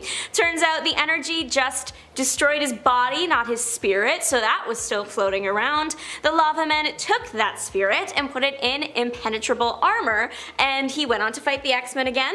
Nightcrawler found the cheat code to defeat Spirit Armor Grotesque. He took off his helmet. That's it. That caused the spirit to dissipate. Is this the end for Grotesque? Who knows? He has come back so many times, I wouldn't be surprised if we see him again soon. Making a deal with the devil is a common occurrence in the Marvel Universe. Actor Jason Rowland joined the trend in Tower of Shadows 5 when he made a deal with a demon, acting success in exchange for his soul. The demon was revealed to be Satanish, created by Dormammu and one of the most powerful demons seen by Earth. Jason's side effect of the deal was he looked like a monster, so he stayed out of the spotlight for a few years. He also, in that time, took on the villain name Hangman. Eventually, he met the mercenary group Night Shift and took over the team for Satanish. Hangman convinced the team to give up their souls to him so he could have more fame and power. The only thing was, in the middle of all of this, his group caught the attention of the West Coast Avengers. The West Coast Avengers and Night Shift, while initially at odds, joined forces once the Night Shift realized their souls were in jeopardy. When the two teams defeated Hangman and his master, Hangman left to join another team of villains, the Lethal Legion. The Legion belonged to Satanish, and they again fought the West Coast Avengers and lost. The name Hangman didn't come out of nowhere. He carries around an enchanted rope. The rope can be as long as he wants it to be, and you can't cut it unless he wants you to. Literally, by force of will, Hangman can make the rope uncuttable. The rope is like an extension of Hangman as it responds telepathically to him. But if you hurt the rope, you won't hurt him. Necrodamus was born all shriveled up. His body was incredibly weak. The natural fix here is to turn to dark magic. That's the only thing you can do. Necro discovered that he can gain strength and even a godlike form if he steals the lives of innocent people. Classic move. The first time he tried it, he was defeated by the Defenders. The second time he tried it, he was stopped by the Avengers, specifically Scarlet Witch. She sent his soul straight to Limbo. Eventually, he did make it out of Limbo and fought the Fantastic Four, and then was sent back to Limbo. Eventually, the shriveled man was taken care of by Agatha Harkness when she created zombies to attack him. He did have quite the run though. Agatha, Fantastic Four, Defenders, and of course the Avengers. Even though Necro's physical body was weak, he still had some magical powers like flight, teleportation, energy bolts, and shields. There are actually 3 Marvel characters that have taken on the name Chlorine, and none of them are popular. Marvel keeps trying and it has yet to work. I think they are all villains too. For sure, the Chlorine I'm talking about right now is a villain. The actual name of this maybe person was never revealed, but his body is made of chlorine, so he is Chlorine. I don't think this villain is human. He refers to humans as humans, and usually if you are a human, you wouldn't make a point to do that. This particular version of the character has only been seen once, in Avengers Volume 1, Issue 188. In that single issue, we meet the whole team of elements actually. There's 4 of them: chlorine, carbon, phosphorus, vanadium, and radium. They are referred to as the Elementals, but they are not affiliated with the ones in Spider-Man Far From Home at all. The Elementals catch the attention of the Avengers because they are messing with a nuclear reactor. They might have been humans that forgot they were humans. It's complicated. What we do know is that they take humans to this pod connected to the nuclear reactor to rearrange their atoms to make them the desired element. So maybe that's where they all came from. They are trying to create 100 more element people. That is their goal. My guess is they want the whole periodic table. They fail, and the Avengers eventually defeat them. Chlorine did make the team retreat at first though. Since his entire body is chlorine, he can release large quantities of chlorine gas, and that's very poisonous. He doesn't seem to have any other powers past that though. The Avengers defeat the Elementals by blowing up their reactor. The mixture of nuclear plasma and their charged atoms breaks down their atomic structures, which is their bodies. So it's presumed that they all, including Chlorine, are done for. But according to the conservation of mass, nothing can be created or destroyed though. It's possible that if the character were to pick up steam, someone could just do some weird experiment and put all the atoms back together and we'd have Chlorine again. This guy was primarily a villain to Thor, but did scrap with the Avengers too. Jared Carstairs was a skilled inventor and weatherman. Jared was not a good person. He stalked a girl to the point of getting fired from being the local weatherman. He couldn't handle not having the weather in his life, so he became Weather Maker. He created a suit that could create weather, not just sunny days, but also rain and tornadoes and lightning and hail. He, a force to be reckoned with. He ended up kidnapping the person he stalked, and that's when the Avengers stepped in. Weather Maker did a decent job of holding off the Avengers until Until Thor came back and destroyed the suit's power pack. Without it, the Weathermaker was just a guy. He was arrested, but the clever guy hid some weather circuitry in a hollow tooth and used that to escape jail. His escape effort channeled the Godstorm, which had been imprisoned by Thor, and the Godstorm hoped that this weather-crazed man would be his vessel of vengeance against Thor. So the Weathermaker got actual powers from this Godstorm and became Torrid. He ransacked New York City until Thor returned to take him back to Asgard. The guy used so much power, he pretty much exhausted himself. This made it easy for Thor to bring Torrent to Odin and get depowered and sent back to Earth. All of this happened in the Thor Godstorm series from 2001. You know how some people believe that every celebrity is secretly a member of some like demonic group or something? Well, Marvel actually did explore that once. This villain's name is Defiler, and he fought the West Coast Avengers. The Defiler is a demon. His particular brand of demon does not reside in our dimension, but does need the life force of others to survive and maintain his powers and his dimension. So he decided to come and kidnap people on Earth. But he did it with style. He arrived to Earth as a rock star. His band was called Corruption of Innocence. Iconic all around, no notes here. It's such a clever idea because people love celebrities, they will follow them anywhere, so it really wasn't hard for the guy to get people to literally follow him anywhere. And when he finished them off, there were hundreds of other people willing to take their place. The Defiler took everything up a notch at one of their concerts and started kidnapping the entire crowd. That's not even the wildest part of this issue, the whole thing is bonkers. To save all the people that had been transported through the portal to the demon dimension, Hank Pym and Mockingbird go to the dimension with a big rope tied around Pym. There are at least 100 people to save though, and all their life forces have been depleted, so they're all too weak to walk out. The solution? Hank Pym takes a fingerboard, those little tiny skateboards, and turns it into a huge skateboard so everyone can ride it out. The Defiler ultimately does get defeated when he is thrown back into his world. It's presumed that he is gone forever and died alongside his world. The world has nothing on it to feed anymore, so it is presumably gone. If you want to check out all the wacky antics, the comic is West Coast Avengers Volume 2, Issue 38. Number 10. Poison Ivy. Poison Ivy, also known as Pamela Isley, wields a formidable and unique level of power that sets her apart as one of Batman's most powerful villains. Gifted with a deep connection to plant life, Ivy's powers encompass both botanical manipulation and a heightened affinity for nature. She can communicate with plants, control their growth, and command them to bend to her will, utilizing them as powerful weapons or protective barriers, and she can do this on a global scale. Her toxic touch, stemming from her ability to secrete potent pheromones, makes her a dangerous foe in close combat, assuming combatants can even get that close. Her expertise in biochemistry allows her to concoct various deadly toxins and antidotes, making her a master of botanical chemistry, and she can pretty much heal herself at will. What truly makes Poison Ivy fearsome is her ability to bend the very ecosystems to her command, unleashing nature's wrath upon her enemies. Now this isn't as impressive as her other feats of power, but she is also quite good at seducing her enemies, bending them to her will, which she has even done to the Man of Steel. Usually this is done with toxins, but sometimes just through straight up charm. With her compelling blend of power, allure, and eco-conscious motivations, Poison Ivy has been an incredibly popular villain who few can really stand against. Number 9. Larfleeze. Larfleeze, or Agent Orange, is one unique character in the emotional spectrum, and that's because he's the sole wielder of the orange light of avarice. He is the only member of the Orange Lantern Corps. Larfleeze is driven by an insatiable greed that grants him dominion over all that he desires, driving him into conflict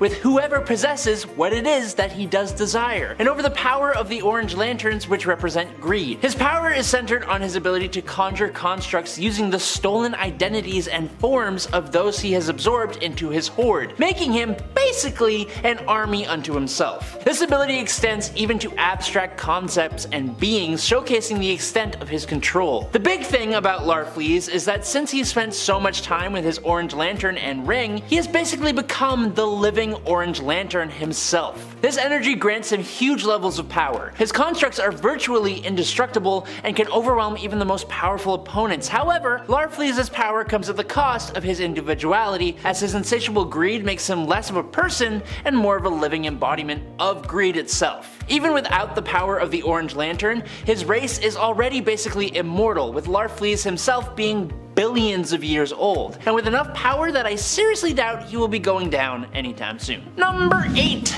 Time Trapper. The Time Trapper is often associated with the Legion of Superheroes, and he operates as a master manipulator of time. If you know comics and time travel, then you know that this gives the Time Trapper control over the fabric of reality itself. Possessing the power to alter and manipulate the past, present, and future, the Trapper can rewrite history on an unprecedented scale. He was able to age anyone he chose to the point of bones or ashes if he wanted to. He was capable of creating an iron curtain of time, which was a barrier which prevented time travel. The Time Trapper was also able to create a temporal force barrier which he used to seal a time-traveling Superman off from the 20th century. He was able to take a slice of time from the post-crisis DCU 1 million years in the past and craft its Earth and Krypton into reality similar to the recently destroyed Earth 1 universe, forming a pocket universe. He made a pocket universe. That's nuts. These are godly feats of time manipulation and control. Often depicted as a shadowy, hooded figure, the character's level of power is so vast that even immensely powerful cosmic entities such as the Timeless Ones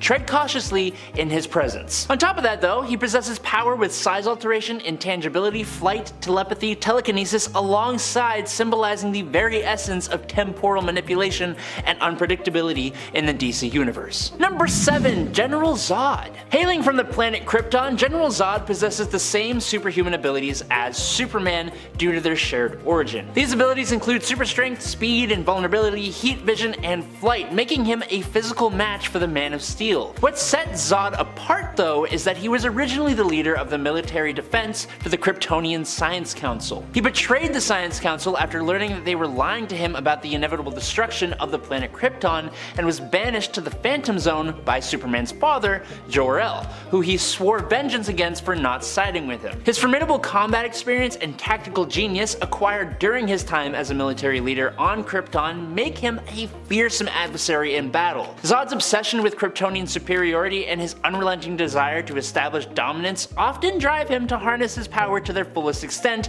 doing things that would make Superman faint. Throughout his appearances in DC Comics, General Zod's determination, belief in his cause, and great power, coupled with the fact that he pretty much always comes back somehow, make him pretty hard to put down for good, unless you're Henry Cavill. Number 6. Vandal Savage. Vandal Savage was alive 50,000 years ago as a chief of a tribe of other cavemen, but when he came into contact with a strange meteorite, it exploded and bathed him in this strange alien radiation that gave him immunity to aging, disease, and fatigue, meaning he is effectively immortal. The meteorite also increased his intelligence to superhuman levels, which combined with 50,000 years of learning, experiencing, and living alongside every single technological innovation in the history of man, Vandal Savage possesses skills in almost all areas of the human experience, even basically becoming immune to pain. Specifically though, he focuses on the tactical skills that would help him become a world conqueror. His schemes range from being a conqueror to a criminal mastermind, leveraging his intellect and immortality to reshape civilizations and wield substantial influence. His power is further magnified by his ability to learn and adapt from each encounter, making him an almost insurmountable adversary for even the most powerful heroes. With his immortality, intelligence, and complex motivations, Vandal Savage is one villain that seems to just keep on popping up.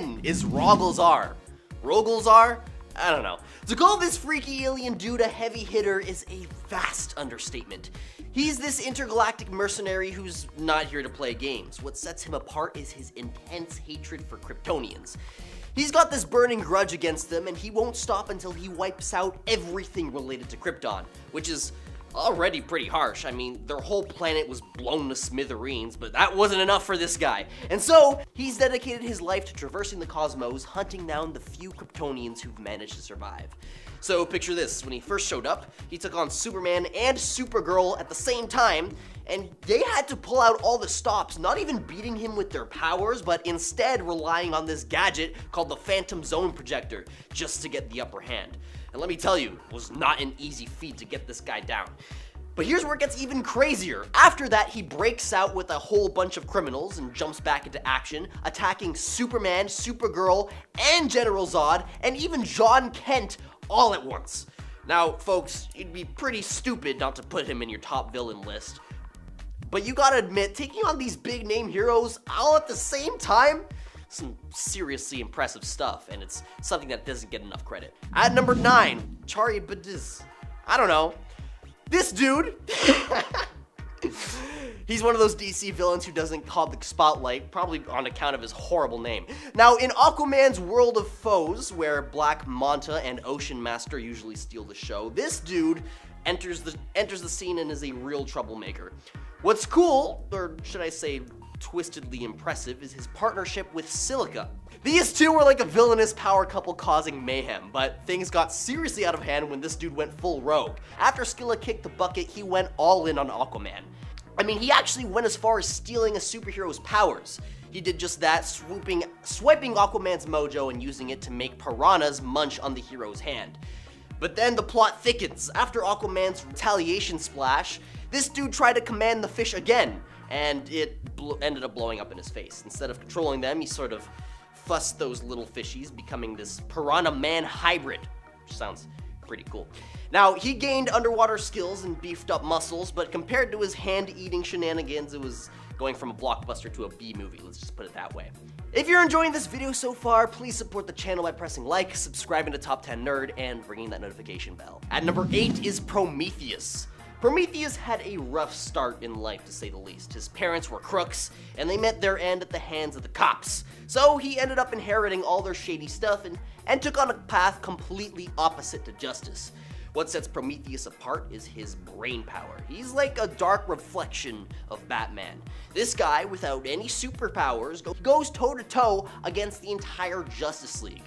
He's got these plans, like a villainous playbook on how to take down each member of the Justice League, and he actually almost pulled it off. Yeah, he single-handedly took down the big guns of the JLA, one hero at a time. The craziest part was how he hacked into their super secret Watchtower computers, which nearly led to the defeat of the most powerful superhero team on Earth, which takes some serious smarts and guts. And this was just his very first strike against the Justice League, so that's seriously a wake-up call for anybody who underestimated this cunning evil genius. At number 7 is Extant, I think. Alright, picture this bad guy as a sort of behind-the-scenes baddie pulling the strings and causing chaos. He started off as Monarch, which is already a big deal in the villain world, but then he teamed up with Parallax, got himself some time-traveling powers, and decided to tinker with the multiverse. Pretty intense. Now, when Extant clashed with the Justice Society of America, it was like watching a showdown between a bulldozer and a sandcastle. He didn't just defeat them, he practically wiped the floor with these seasoned heroes. Some he aged up, while others he straight out just knocked them out. But the Justice Society of America didn't back down. They regrouped, got their act together, and eventually took Extant down. However, this initial attack was a real showstopper. It's like he made an entrance nobody could forget, a real shock to the superhero community. He might not always come out on top, but his impact is seriously unforgettable. At number 6 is Dr. Sivana. When it comes to the DC Universe's rogues gallery, there are some villains that get all the spotlight, while others get basically none. Take Dr. Sivana, for instance. He is to Shazam what Lex Luthor is to Superman. Just as evil and brainy as Lex Luthor, but without the fame, riz, or notoriety. But when it comes to mad scientists in comics, this guy is the OG. He's got the super incredible knack for scheming up and executing diabolical plans with brain power alone. But here's the thing, not many of his recent comics give him the chance to truly shine. That is, until the Multiverse Thunderworld Adventures comic. So in this epic scene, Sivana and his multiverse clones gang up and storm the Rock of Eternity. Now, the Rock of Eternity isn't your average hangout. It's a spot where the big shot wizard hangs out. And Sivana pulls a bold move and actually manages to lock up the wizard. Not stopping there, he decks out his own offspring with the powers similar to Shazam's crew, making it a superhero headache to stop him. I mean, just think about it, imprisoning a magical heavyweight and then turning your spawn into superpowered versions of themselves? Some next level supervillain stuff right there. So even if Dr. Sivana isn't grabbing headlines, don't underestimate the brilliance of this wicked mind in the DC baddie lineup. At number 5 is Vandal Savage. He's like a solid B-list villain in the DC world. Like, he's been around, tangled with superheroes, but somehow hasn't hit the big leagues yet. But don't write him off just yet. Check out his 853rd century version of himself in this storyline called DC 1 Million. Savage really amps up his game, buddying up with Solaris, the Tyrant's son, aiming to take down the Justice League of America across time and space. And guess what Savage actually pulled off? He did this crazy thing where he swapped the future team with the present one, almost spelling doom for both sides playing with time like that. But ultimately, Savage's pride got the better of him. In a classic karma strike, he got zapped back to a nuclear attack set off in the past, which, that's tough. At number 4 is Mordru. Mordru, the Sorcerer Supreme equivalent in DC's villain catalog, is a heavyweight in the magical corner of the DC universe. Like, his home planet is literally known as Sorcerer's World, the universal center of all magic, so you could guess he's pretty magical. He didn't just pop up once, he made a grand entrance by throwing down with the legion of superheroes way off in the future. Sneaky as they come, he even managed to sneak back into the past without anybody batting an eye. Now, when he crossed paths with the Justice Society of America, things went from zero to chaos in a flash. The heroes managed to trap him in a Dr. Fate amulet, thinking that they'd sorted it all out, but that was all according to Mordru's big plan. He flipped the script, snagged the power of Fate, and teamed up with Eclipso and Obsidian. They took over Earth, casting the world into a near-constant eclipse. At number 3 is Mr. Freeze. Mr. Freeze, initially known as Dr. Victor Fries, or Mr. Zero, started off as a typical icy antagonist in the world of comic books. But let me tell you, his story took a wild turn in 1992 with that Batman the Animated Series episode called Heart of Ice. Before that, he was just a goofy, run-of-the-mill baddie chilling in the background of Batman's world. But then, something magical happened. The animated series reimagined Mr. Freeze, giving him depth we've never seen before. His super awesome deep voice that was really haunting and really made you feel his pain. Suddenly Freeze wasn't just freezing Gotham, he was a guy wrecked by sadness and revenge. The core of his story revolved around his wife Nora. Freeze was desperately trying to save her from a terminal illness, but corporate greed and tragic lab accident with cryogenic stuff turned him into an icy guy who can't survive outside of his suit. But then things got really icy in a bad way. In the live-action movie called Batman and Robin, remember Arnold Schwarzenegger as Mr. Freeze? Yeah, that one's with all the cold puns like chill out and nice to meet you. Yeah, it was super goofy that turned Freeze into a walking joke. Well, unfortunately, that's what many folks still remember him as to this day. But in the comics, Freeze stayed close to the series version from the animated series until New 52 shook things up. Scott Snyder took Freeze in a different direction, making Freeze way less sympathetic by altering his reality. Suddenly, Nora wasn't his wife anymore, just some girl with a made-up illness. And the guy who pulled the plug on his research, surprise, surprise, it was none other than Bruce Wayne himself, which was a twist that made everybody involved look a lot less likable. So while some chop him up to just a dude with a freeze ray, he's actually way cooler than that. Haha. At number 2 is Zoom. Zoom, aka Hunter Zolomon, was like a rival to Wally West, much like how Reverse Flash, aka Eobard Thawne, is the rival to Barry Allen. In fact, a lot of the same themes from the Barry Allen story are reintroduced here. Zolomon used to be a regular FBI guy, but things took a wild turn when he tried to use the cosmic treadmill to fix up the past, which granted him these epic time-traveling powers. Now, Zolomon had this whole beef with Wally West, the fastest Flash, mind you. He wanted Wally to help him out with his time travel troubles, but when Wally West said no, things went haywire. Zolomon went all in, donning the Reverse Flash-style threads and took on the name Zoom, completely inspired by Eobard's Professor Zoom. Zoom's deal was trying to wreck everything the Flash ever stood for through deception and murder, which twistedly culminated in Zoom's plan to make West a better hero by causing him a life full of tragedies.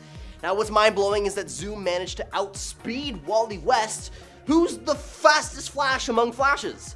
Imagine beating the fastest guy around, like that's no small feat. To take Zoom down, Wally had to dig deep and pull out all the stops, but despite the incredible feat, Zoom just doesn't quite get the recognition he deserves.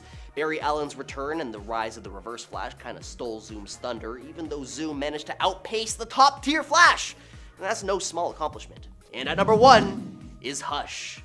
Meet Hush, also known as Thomas Elliot. This dude is not your average villain. He's not a Joker or Penguin per se, but he's got the cunning, the smarts, and he's a worthy adversary of the Caped Crusader, to say the least. Thomas Elliot, a childhood buddy of Bruce Wayne, grows up to become this hotshot neurosurgeon. But behind that successful facade lies a guy who blames Bruce's dad, Thomas Wayne, for messing up his life by saving his mom. That grudge transforms him into Hush, a master manipulator with a bone to pick with Batman. Now what's fascinating is how he plays the long game, standing out with his intricate and calculated strategies to take down Batman. What's even more impressive is the fact that he managed to outsmart the Dark Knight himself, which is not an easy task.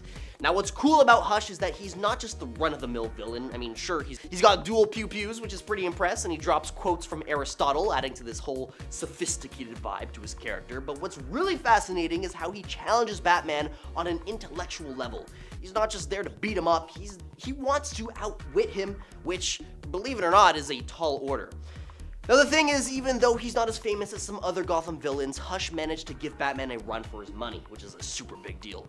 Like, imagine going toe-to-toe with the smartest kid in class and almost acing the test. That's Hush for you. He's underrated but seriously impressive in his own right. Number 5, Parallax. This cosmic entity is a cosmic entity, so it kind of defeats what I just said in the intro, but he's the living embodiment of fear and has created several problems for different heroes over the years, and still he's somehow kind of small and relegated to like this corner of DC. Originally imprisoned by the Guardians of the Universe in their central power battery, his presence would eventually lead to the corruption of a couple of the Green Lantern Corps' power rings, creating the Yellow Lanterns. Parallax is immortal and exists as pure energy, unable to be destroyed and more than capable of manipulating matter and energy on a cosmic scale. He's able to generate such intense fear in a person that he can actually control them, having done this to several heroes without much effort over the years, the likes of which include Superman and even Wonder Woman. His biggest feat would have to be the corruption of Hal Jordan though, causing the guy to do some pretty unspeakable things like wiping out the entire Green Lantern Corps. Funnily enough, that wasn't the original reason, but DC just retconned it to that so Hal could seem a little bit more redeemable after he just did that. Well, there you go. Number 4, Reverse Flash. Eobard Thawne is what happens when you take the Flash and make him utterly insane. Possessing a deep obsession with the Flash, Thawne's connection to the negative Speed Force grants him superhuman speed and reflexes that meet those of the Scarlet Speedster himself, and sometimes go a little bit past that. This negative Speed Force grants him a kind of power over time manipulation and enabling him to travel through time at will. This mastery of temporal mechanics allows him to alter history, create alternate timelines, and manipulate events to his advantage. His ability to affect the past and future makes him a uniquely terrifying opponent, as he can unravel the very fabric of reality itself. Then, as a villain of Flash, Eobard's intimate knowledge of the Flash's life and history enables him to anticipate his every single move, making it extremely challenging for the Flash to outsmart him, and Eobard has revealed that he has manipulated Barry's life to be the way that it is, which is kind of just a huge old time loop that probably unravels if you try to think about it too much, but just don't do that, so there you go. This combination of incredible speed, time manipulation, and strategic intellect makes Reverse Flash an arch nemesis who constantly pushes the Flash to his limits, solidifying his reputation as truly powerful, incredibly unpredictable, and very, very, very, very hard to stop. Number 3, Starro. If you have seen the newest Suicide Squad movie, the one with Idris Elba and John Cena, then you know who Starro is. He's that massive, terrifying starfish alien conqueror that was releasing millions of tiny starfish that turn people into unwilling servants. Starro is actually one of the Justice League's earliest villains, and he poses a massive threat as he can use his reproduced drones to take control of an entire population, and he has subdued members of the Justice League multiple times, just like how it was done in that film. Originally, he could even turn actual starfish into deputies of his, making multiple Starros. Other than the mind control, drones, copies, its immense resilience, and energy absorption, Starro is also incredibly capable with regenerating, being able to grow back fully from just a fragment of his own body. There are some versions of Starro who are the size of an ocean, and they are totally capable of terraforming entire planets. Yes, he's basically a starfish, but imagining an absolutely massive ocean-sized starfish attacking our planet with drones that can turn people into unwilling servants with almost no way to stop it? That's pretty terrifying. Number 2, Eclipso. When Eclipso made his comic book debut in 1963, he was nothing more than the evil side of archaeologist Bruce Gordon that came out during the eclipse. Pretty simple. But then we fast forward to DC's 1992 Eclipso: The Darkness Within, and out of kind of nowhere, Eclipso is revealed to be a powerful cosmic entity representing the wrath of God that turned evil and was cast from heaven, replaced by the Spectre. Now, he is an entity who is trapped in a gigantic black diamond that was cut into smaller diamonds, one of which was found by Bruce Wayne years and years ago. In an event called Darkness Within, these fragments of the black diamond were activated on various powerful beings, beings, allowing Eclipso to possess them, and one of these beings happened to be Superman himself, and the world's heroes had to fight tooth and nail to try and stop this powerful possessed Superman. It was the wizard Shazam and Billy Batson, Captain Marvel, who finally stopped him, and with the help of the Spectre, Eclipso was forced back into the reformed Diamond, but he's not gone. He's still around. He's just chilling in the Diamond somewhere. Number 1. Solaris. Introduced in the storyline DC 1 million, Solaris stands as a sentient, malevolent, artificial sun from the 20th century, but he survived till and had a bigger part to play in the distant 853rd century. That's a lot of centuries. What sets Solaris apart from other villains is its status as a living star, a conscious being born from the fusion of advanced technology and the essence of a dying sun. Possessing vast cosmic power, Solaris is a relentless foe who manipulates radiation, gravity, and I mean, he's a sun! He's hella powerful, manipulating immense energy to reshape its surroundings and project formidable attacks. Its motivation lies in a deep-seated desire to spread its influence and attain ultimate dominance in the universe, but also in the fact that he was defeated by the second Superman and has vowed vengeance against all Supermen who pop up after that. Solaris possesses a unique threat that transcends traditional physical battles, becoming the concept of a living sun with malevolent intent adds an enthralling layer of cosmic mystery and existential danger, and I don't want to think about that. Coming in at number 10 today is Lord Mar-Vell. Mar-Vell of the Kree was Marvel Comics' original Captain Marvel, and he was also the first Marvel superhero to permanently pass away when he succumbed to cancer in 1982's The Death of Captain Marvel. The character has reappeared as visions or in flashbacks and obviously in alternate realities, but the one we will focus on today is Mar-Vell of the Cancerverse. It's just a really cool and creative idea. Basically, on his infamous deathbed, the many angled ones contact and corrupt the dying Mar-Vell, granting him new powers which he used to transmute the other heroes, and with Marvel as their lord, they took down the Avatar of Death itself, which in turn completely destroyed Death, allowing the many angled ones to invade their reality. Number 9. Ultron. Ultron was created by writer Roy Thomas and artist John Buscema, and made his first appearance in Avengers issue number 54 back in 1968. He's an advanced AI with a highly intelligent and malevolent personality, initially created by Dr. Henry Pym, you know, the original Ant-Man. As a peacekeeping robot, Ultron eventually gained sentience and became obsessed with the idea of eliminating humanity, viewing it as the root cause of conflict and suffering in the entire world. He possesses superhuman strength, an incredibly high level of intelligence,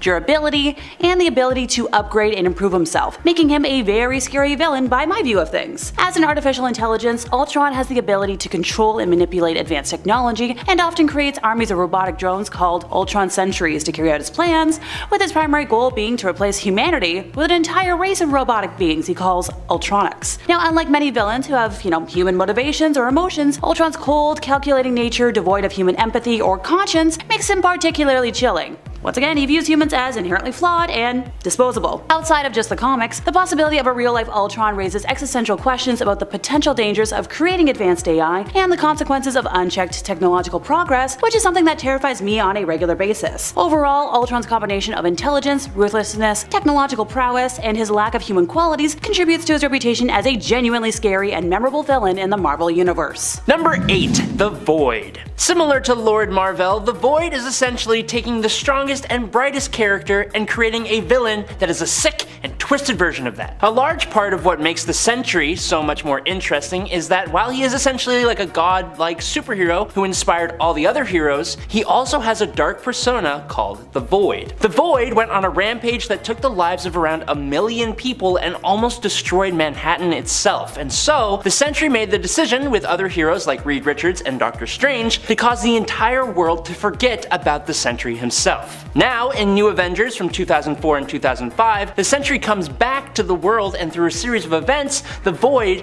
also returns. Full rosters of the Avengers, X-Men, and the Fantastic Four all went to take on the Void, and they couldn't do a damn thing. Only the Sentry himself could really subdue the Void, and it, in classic supervillain fashion, vowed to just come back. And it totally did. In this siege event, Norman Osborn decided to attack Asgard, and he used the Sentry to do this. The problem is, the Sentry ended up unleashing the Void, and it totally obliterated Asgard completely, taking out Loki in the process. This did actually branch off into a what-if story where the Void was never stopped and destroyed every superhero on Earth and then went off into the universe to basically do the same thing everywhere else. Number 7, Dracula. This might be my vampire-loving bias coming into play, but I think the way Dracula is portrayed in the Marvel Comics is quite scary, and that's coming from someone that's usually more enamored with him than scared by him. Hey, to each their own. So Dracula is a prominent character in the comics, and he's portrayed as, the classic vampire figure. So the classy vampire made his first appearance in Tomb of Dracula in 1972, which was created by writer Marv Wolfman and artist Gene Colan. This comic series, along with many other Marvel horror titles of the era, contributed to the resurgence of interest in horror comics. Now he's based on the classic Bram Stoker depiction of the centuries-old vampire, cursed with immortality and supernatural powers. Like many traditional vampires, Dracula possesses superhuman strength, speed, agility, the ability to hypnotize and control the minds of his victims, transform into a bat or other creatures, and has an aversion to, the usual sunlight, garlic, crosses. He can also regenerate from most injuries, except for those inflicted by wooden stakes, through the heart, or exposure to sunlight. Dracula is often portrayed as the lord and ruler of Earth's vampires, commanding a vast army of followers and seeking to expand his dominion over both the human and vampire worlds. Now Dracula has clashed with numerous Marvel superheroes over the years, and these confrontations often involve battles against his little minions as well. If that isn't scary enough for you, Dracula's curse of immortality is deeply unsettling, since, he can't be killed by any conventional means. As a vampire, Dracula feeds on the life source of the living, and his ability to hypnotize and control the minds of his victims adds quite the psychological dimension to the fear he instills. Hey, loss of free will and autonomy is a terrifying concept. One notable encounter occurred in the storyline Avengers 185 and 86, published in 1979, when Dracula targets the Avengers after becoming obsessed with the Scarlet Witch. And I can't say I blame him for falling in love with her. Granted, his attempt to make her his bride leads to quite the confrontation. Number 6, Null. Null existed long before even the Celestials in the 6th incarnation of the Multiverse, where he existed in basically nothingness. But when the Celestials created the 7th Multiverse, Null was mad that he got woken up. So he created the all-black Necro Sword and beheaded a Celestial. For this insane feat of power, he was banished to another void of nothingness, where he improved on the sword and eventually broke out into the universe, taking out various gods until he lost the Necro Sword after being defeated by a mysterious god of light. Null then goes on to make more and more symbiotes. Yes, the symbiotes like Venom and Carnage, who all share a hive mind under the control of Null himself. These symbiotes, who are all terrifying in their own right, eventually rebel and imprison Null inside the symbiote homeworld, Clintar. In the 2020 King in Black story, Null escapes, again, and heads to Earth, where he faces off against literally all the heroes and even some of the villains. He's one of the strongest villains in Marvel Comics. He is immortal, super strong, instantly heals, can create an unlimited amount of symbiotes, some of which who have been incredibly powerful on their own, and he can control them all. The Silver Surfer had to use all the reserves of the power cosmic to just temporarily stop Null. Thor, using the power cosmic and the Thor Force, was no match for Null at all. Null has awoken, enslaved, and controlled Celestials and even defeated the Sentry, ripping him in half and absorbing the Void, who we just talked about. The only thing that defeated him was Eddie Brock's Venom wielding the Unipower, which is Captain Universe, the protector of the universe, and the opposite to literally everything that Null represents. Number 5, the Apocalypse Twins. So this duo made their first appearance in issue number 5 of Uncanny Avengers, which was only published in 2013, ergo making them the most recent villains to come into the universe that I'll be discussing today. So they're mutants and the twin descendants of the big supervillain Apocalypse, so yay! Being bad comes pretty honestly to them. Okay, technically their real names are Uriel and Iman, and they were initially created by writer Rick Remender and artist Olivier Coipel, but Apocalypse Twins does sound infinitely cooler. So they were raised by Clan Akaba, a cult dedicated to their dear dad, which aimed to bring about the return of the powerful mutant leader. In terms of specific scary powers, Uriel possesses the ability to manipulate and transmute organic matter, including the power to heal and create life, while Iman has time manipulation abilities, allowing her to see into the future and alter the time stream. The duo are skilled manipulators who use their powers and charisma to sway others to their cause, just like, your everyday narcissists. So that's another little tick on the pass list from me. The twins believed that they could save mutant kind by eliminating threats to mutants and humankind alike, and had a twisted vision of a better world and sought to achieve it through drastic means. I hate sounding like a broken record, but jeepers.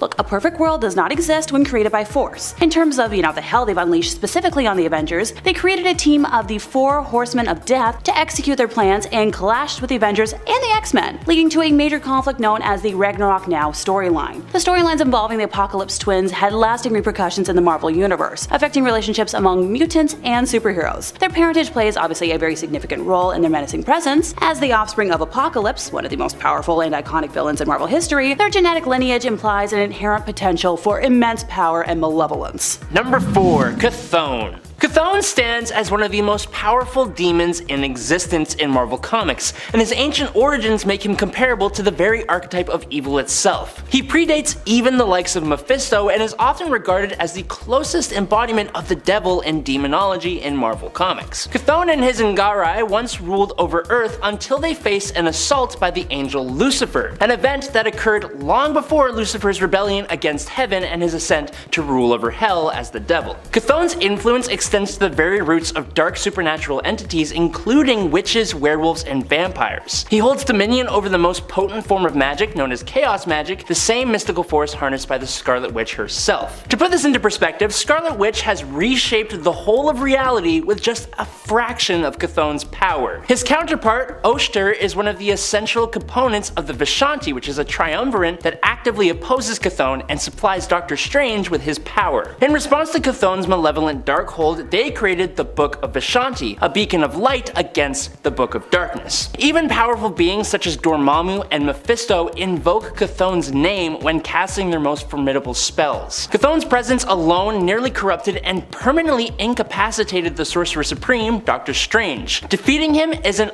arduous task, and even when achieved, it often results in his banishment back to his personal dimension, the Other Realm, where he's basically untouchable. Number 3. Korvac. So Michael Korvac, commonly known as Korvac, first appeared in issue number 3 of Giant-Sized Defenders back in 1975. Created by writer Steve Gerber and artist Jim Starlin, Korvac is quite the complex character with a unique and powerful storyline. He started as an ordinary human computer technician, but underwent a transformation after encountering the Badoon, an alien race. This transformation granted him incredible powers, including, energy manipulation, telekinesis, and matter transmutation, making him pretty near godlike in terms of abilities.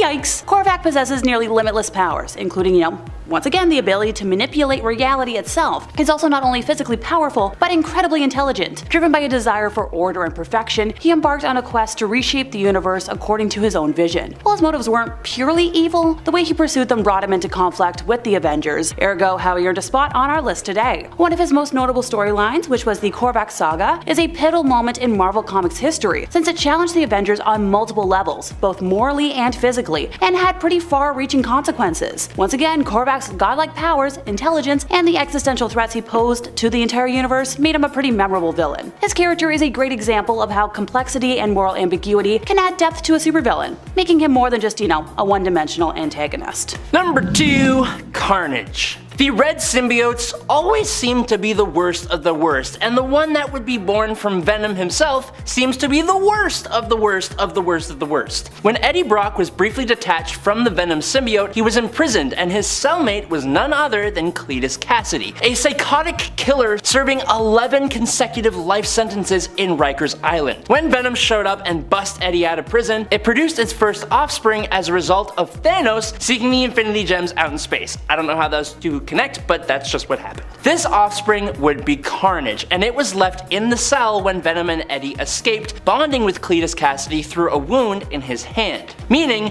the bond they formed was on a blood level, and it would be nearly impossible to break that. Despite that, there have been other characters that have taken on the symbiote. Norman Osborn was a notable one when he became the Red Goblin and was absolutely terrifying. And then I would be silly to not mention that the Grendel Dragon symbiote had part of itself merge with Carnage to create an incredibly terrifying version of the symbiote known as Dark Carnage that absolutely put up a hell of a fight against Venom and others. Now, Carnage is back yet again, and he is reaching a level of power that puts him on the cosmic map as he is constantly upgrading himself with all kinds of tech and magic to be able to face Eddie Brock, who has become the King in Black of the symbiote race. Number 1. Thanos. Created by writer and artist Jim Starlin, Thanos made his first appearance in Iron Man issue number 50 55 back in 1973. He's known for his distinctive appearance, and as a towering purple-skinned alien with a heavily muscled physique and deep-set glowing eyes, yeah, that makes sense. Thanos is obsessed with the concept of death and seeks to impress Mistress Death, a personification of death in the Marvel Universe, and visually speaking, I can't blame him for wanting to impress her. To gain her favor, he often engages in grandiose and destructive acts, including seeking to wipe out half of all life in the universe. Thanos possesses a vast array of superhuman abilities, including super strength, durability, and agility, not to mention that he's highly intelligent and a strategic mastermind. Despite being a villain, he exhibits moral complexity and genuinely believes that his actions are necessary for the greater good, even if they involve mass destruction. The level of delusion there might just be what scares me the most. Oh, and tiny thing, Thanos also poses a cosmic level threat to the entire universe, since his plans often involve consequences on a cosmic scale, making him a particularly dangerous foe. Nope. Villains don't always win the day, but sometimes they don't need a full victory to embarrass and shame their heroes. Now, of course, Thanos in the comics is still a big deal, but in the MCU, I feel like they beefed him up even more. So much so that a lot of people compare Thanos to Darkseid. Thanos is kind of like Marvel's Darkseid equivalent. Even in the comics, sure, but the MCU reality lifted him up to be on the same level as DC's Darkseid and make him once again worthy of that comparison. Thanos is also obviously super overpowered in the Marvel Cinematic Universe because he is armed with the Infinity Gauntlet and wielding all of the Infinity Stones. If you can survive doing so, this would make almost any character unstoppable. But honestly, even in the comics when Thanos has not been armed with the Gauntlet, he has managed to decimate entire planets and threaten the existence of life on Earth and throughout the universe time and time again. It's the Mad Titan's strong will and his determination, as well as his physical might and prowess, that honestly just makes him so deadly. And he's just very committed. He's a committed guy. Which villain do you think is the most committed? Let me know in the comments. Khonshu is an interesting one because most people wouldn't think of Khonshu as a villain. Khonshu is the god of the moon who also happens to be the being that gives Mark Spector, aka Moon Knight, his power set. At least, depending on which story we're reading, but for the most part, that's how it goes. So with Khonshu being attached to a hero, you wouldn't really think that he'd be going up against Avengers, and yet that is exactly what happened in the age of Khonshu here. Khonshu manipulated Mark into doing his bidding, getting him to take from the Avengers elements of their power so that they could use those to fight against a greater threat, which was Mephisto. The problem with this being that while Khonshu did want to do this so that he could defeat Mephisto, who is obviously a really bad guy at the end of the day, Khonshu also wanted to take over Earth kind of and turn it into like an Egyptian afterlife, if you would. In the end, even Moon Knight turned on Khonshu once this was revealed and ended up joining up with the Avengers instead. The group of them were then able to beat Khonshu back together, and he actually ended up pretty much imprisoned. But this doesn't change the fact that through Moon Knight, Khonshu was actually able to humble pretty much everybody on this team here. It's kind of unfortunate what happened to the Chaos King. He actually seemed like a pretty neat villain in theory. The event that he is primarily known for is Chaos War. Unfortunately, Chaos War took place right before the epic Fear Itself event in terms of Marvel chronological print history, and pretty much just became like overshadowed by that. Ultimately, it also felt less planned out. The Chaos King, also known as Amatsu Mikaboshi, is a cosmic entity and basically a Japanese god who met his end during the events of Chaos War, where he was defeated. So we got an Egyptian god and we got a Japanese god. During Chaos War, the Chaos King used his powers to reverse life and death, meaning that dead heroes came back to life while those who had been alive were now deceased instead. As a Japanese kami, he has godlike powers, making him insanely durable and strong, while also having supernatural abilities as well. The Chaos King's powers were more dark in origin though when it came to their magic type. Rakil managed to pull one over on the Avengers and honestly most of the cosmos and all of Earth, after years later revealing that she actually had not died but had been alive the whole time, undercover and secretly scheming to unite the Kree and Skrull empires under the rule of her grandson. It had also been so long that her return was mostly met with confusion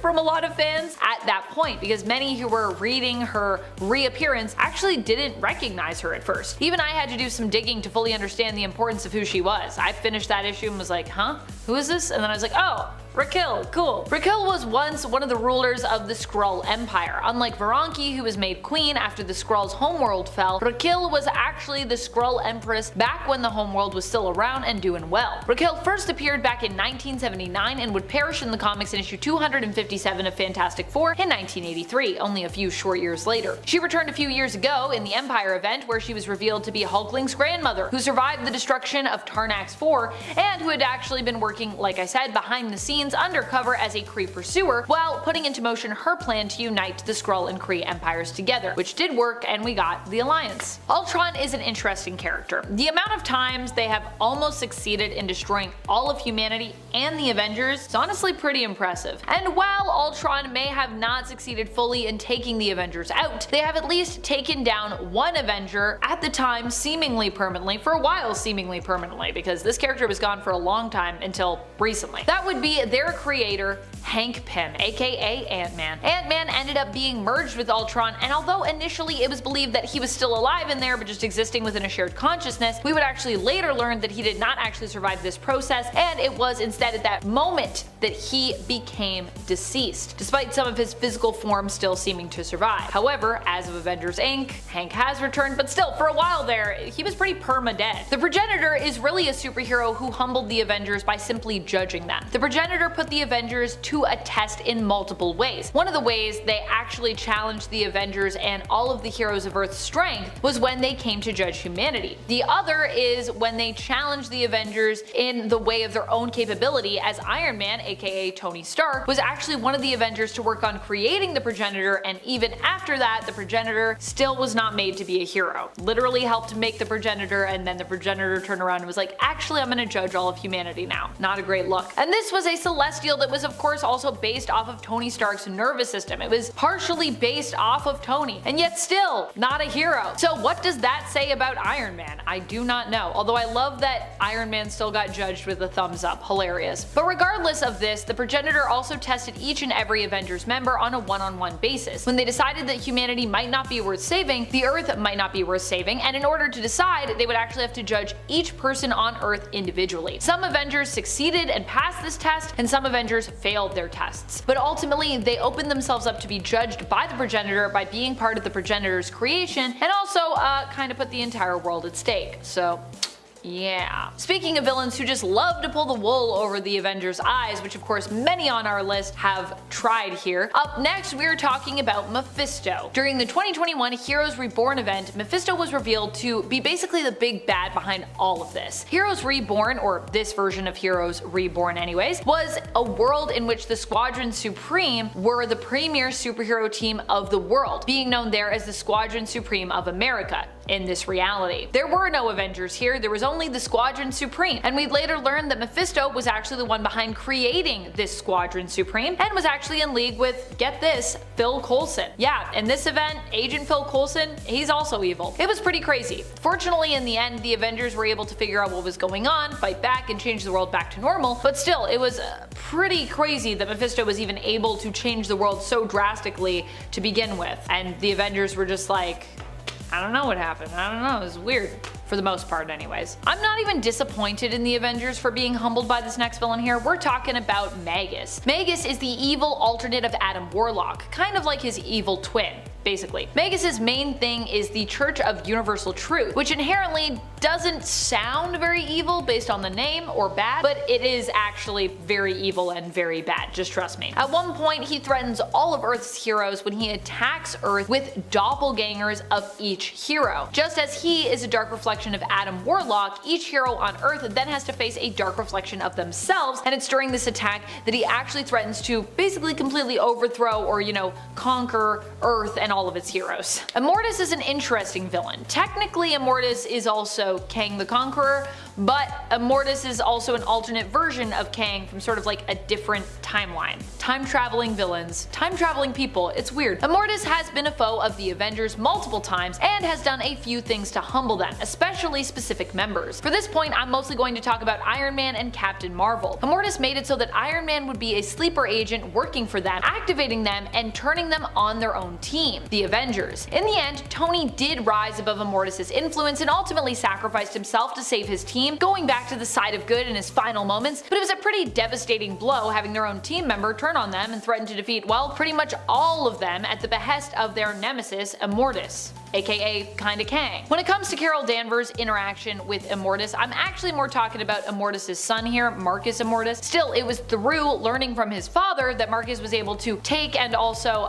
forcefully seduce Carol, and later managed to convince her to basically run away with him and leave the Avengers, which was a whole weird thing that happened. It wasn't good, but it also goes to show you just how influential Immortus can be and how dangerous he can be through that influence. And here I tried to save the best and honestly kind of the most spoilery, most recent one for last. That is if you've been reading current comics, because this one is coming at us from Blood Hunt. For those who haven't been following along with Blood Hunt, it's the newest event over at Marvel Comics, at least at the time of this recording. It is an event that we're going to see throughout the summer. The whole of the Marvel Universe is going to have to band together as they deal with a massive global vampire invasion. And in issue number 1 of Blood Hunt, the Avengers are already not looking so good when they come up against a group known as the Blood Coven. The Blood Coven are a group of vampires that have fed on supernatural blood and basically each have supernatural traits. They use their powers, their special abilities to take on the Avengers, and in their first encounter pretty much handily defeat almost all of them.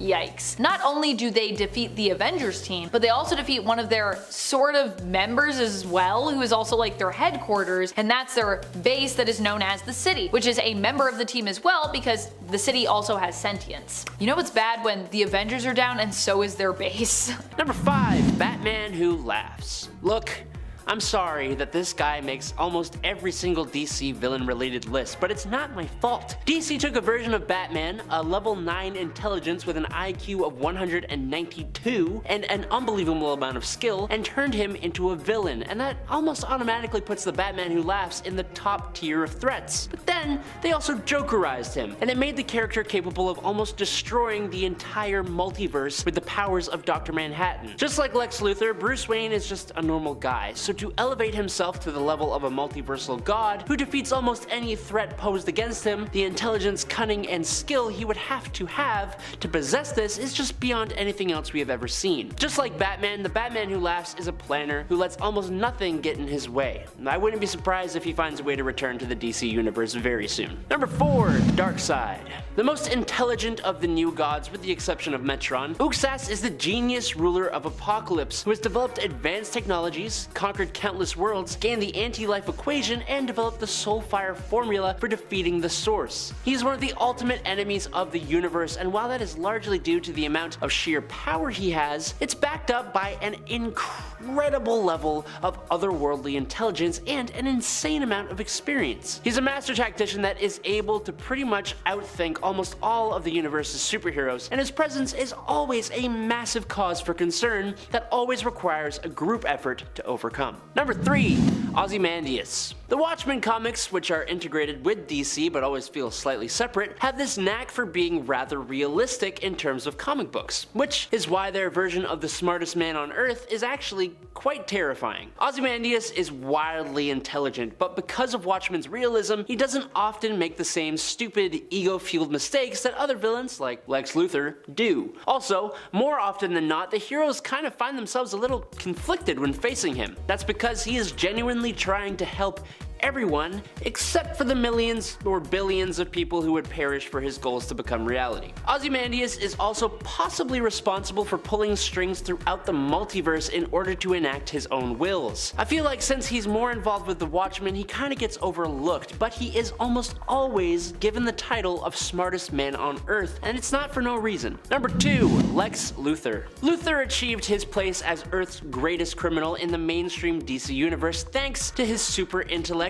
eidetic memory, and gift for strategy. He's also one of the only villains who has repeatedly rallied together the other supervillains, which someone on the internet described as trying to herd a group of cats, and Lex was able to do it. There isn't a facet of science Luthor hasn't mastered to extend his goals or enhance his business empire, including space, time, and extra-dimensional travel, biochemistry, robotics, and synthetics. Luthor isn't just considered the most intelligent human, but one of the most brilliant beings villains in the multiverse. I find Lex and Oz to be fairly equal, but obviously Lex has many more examples that show off his vast intelligence, and that just puts him a cut above at number 2. But at number 1, it's Brainiac. There is no being in the universe that can stand up to the intellectual power of Brainiac, and with that name, it would just be silly if anyone could. Using his biological supercomputer of a brain, Brainiac rules over planets that he has conquered and manipulates events from the shadows. He even has other separate versions of himself that could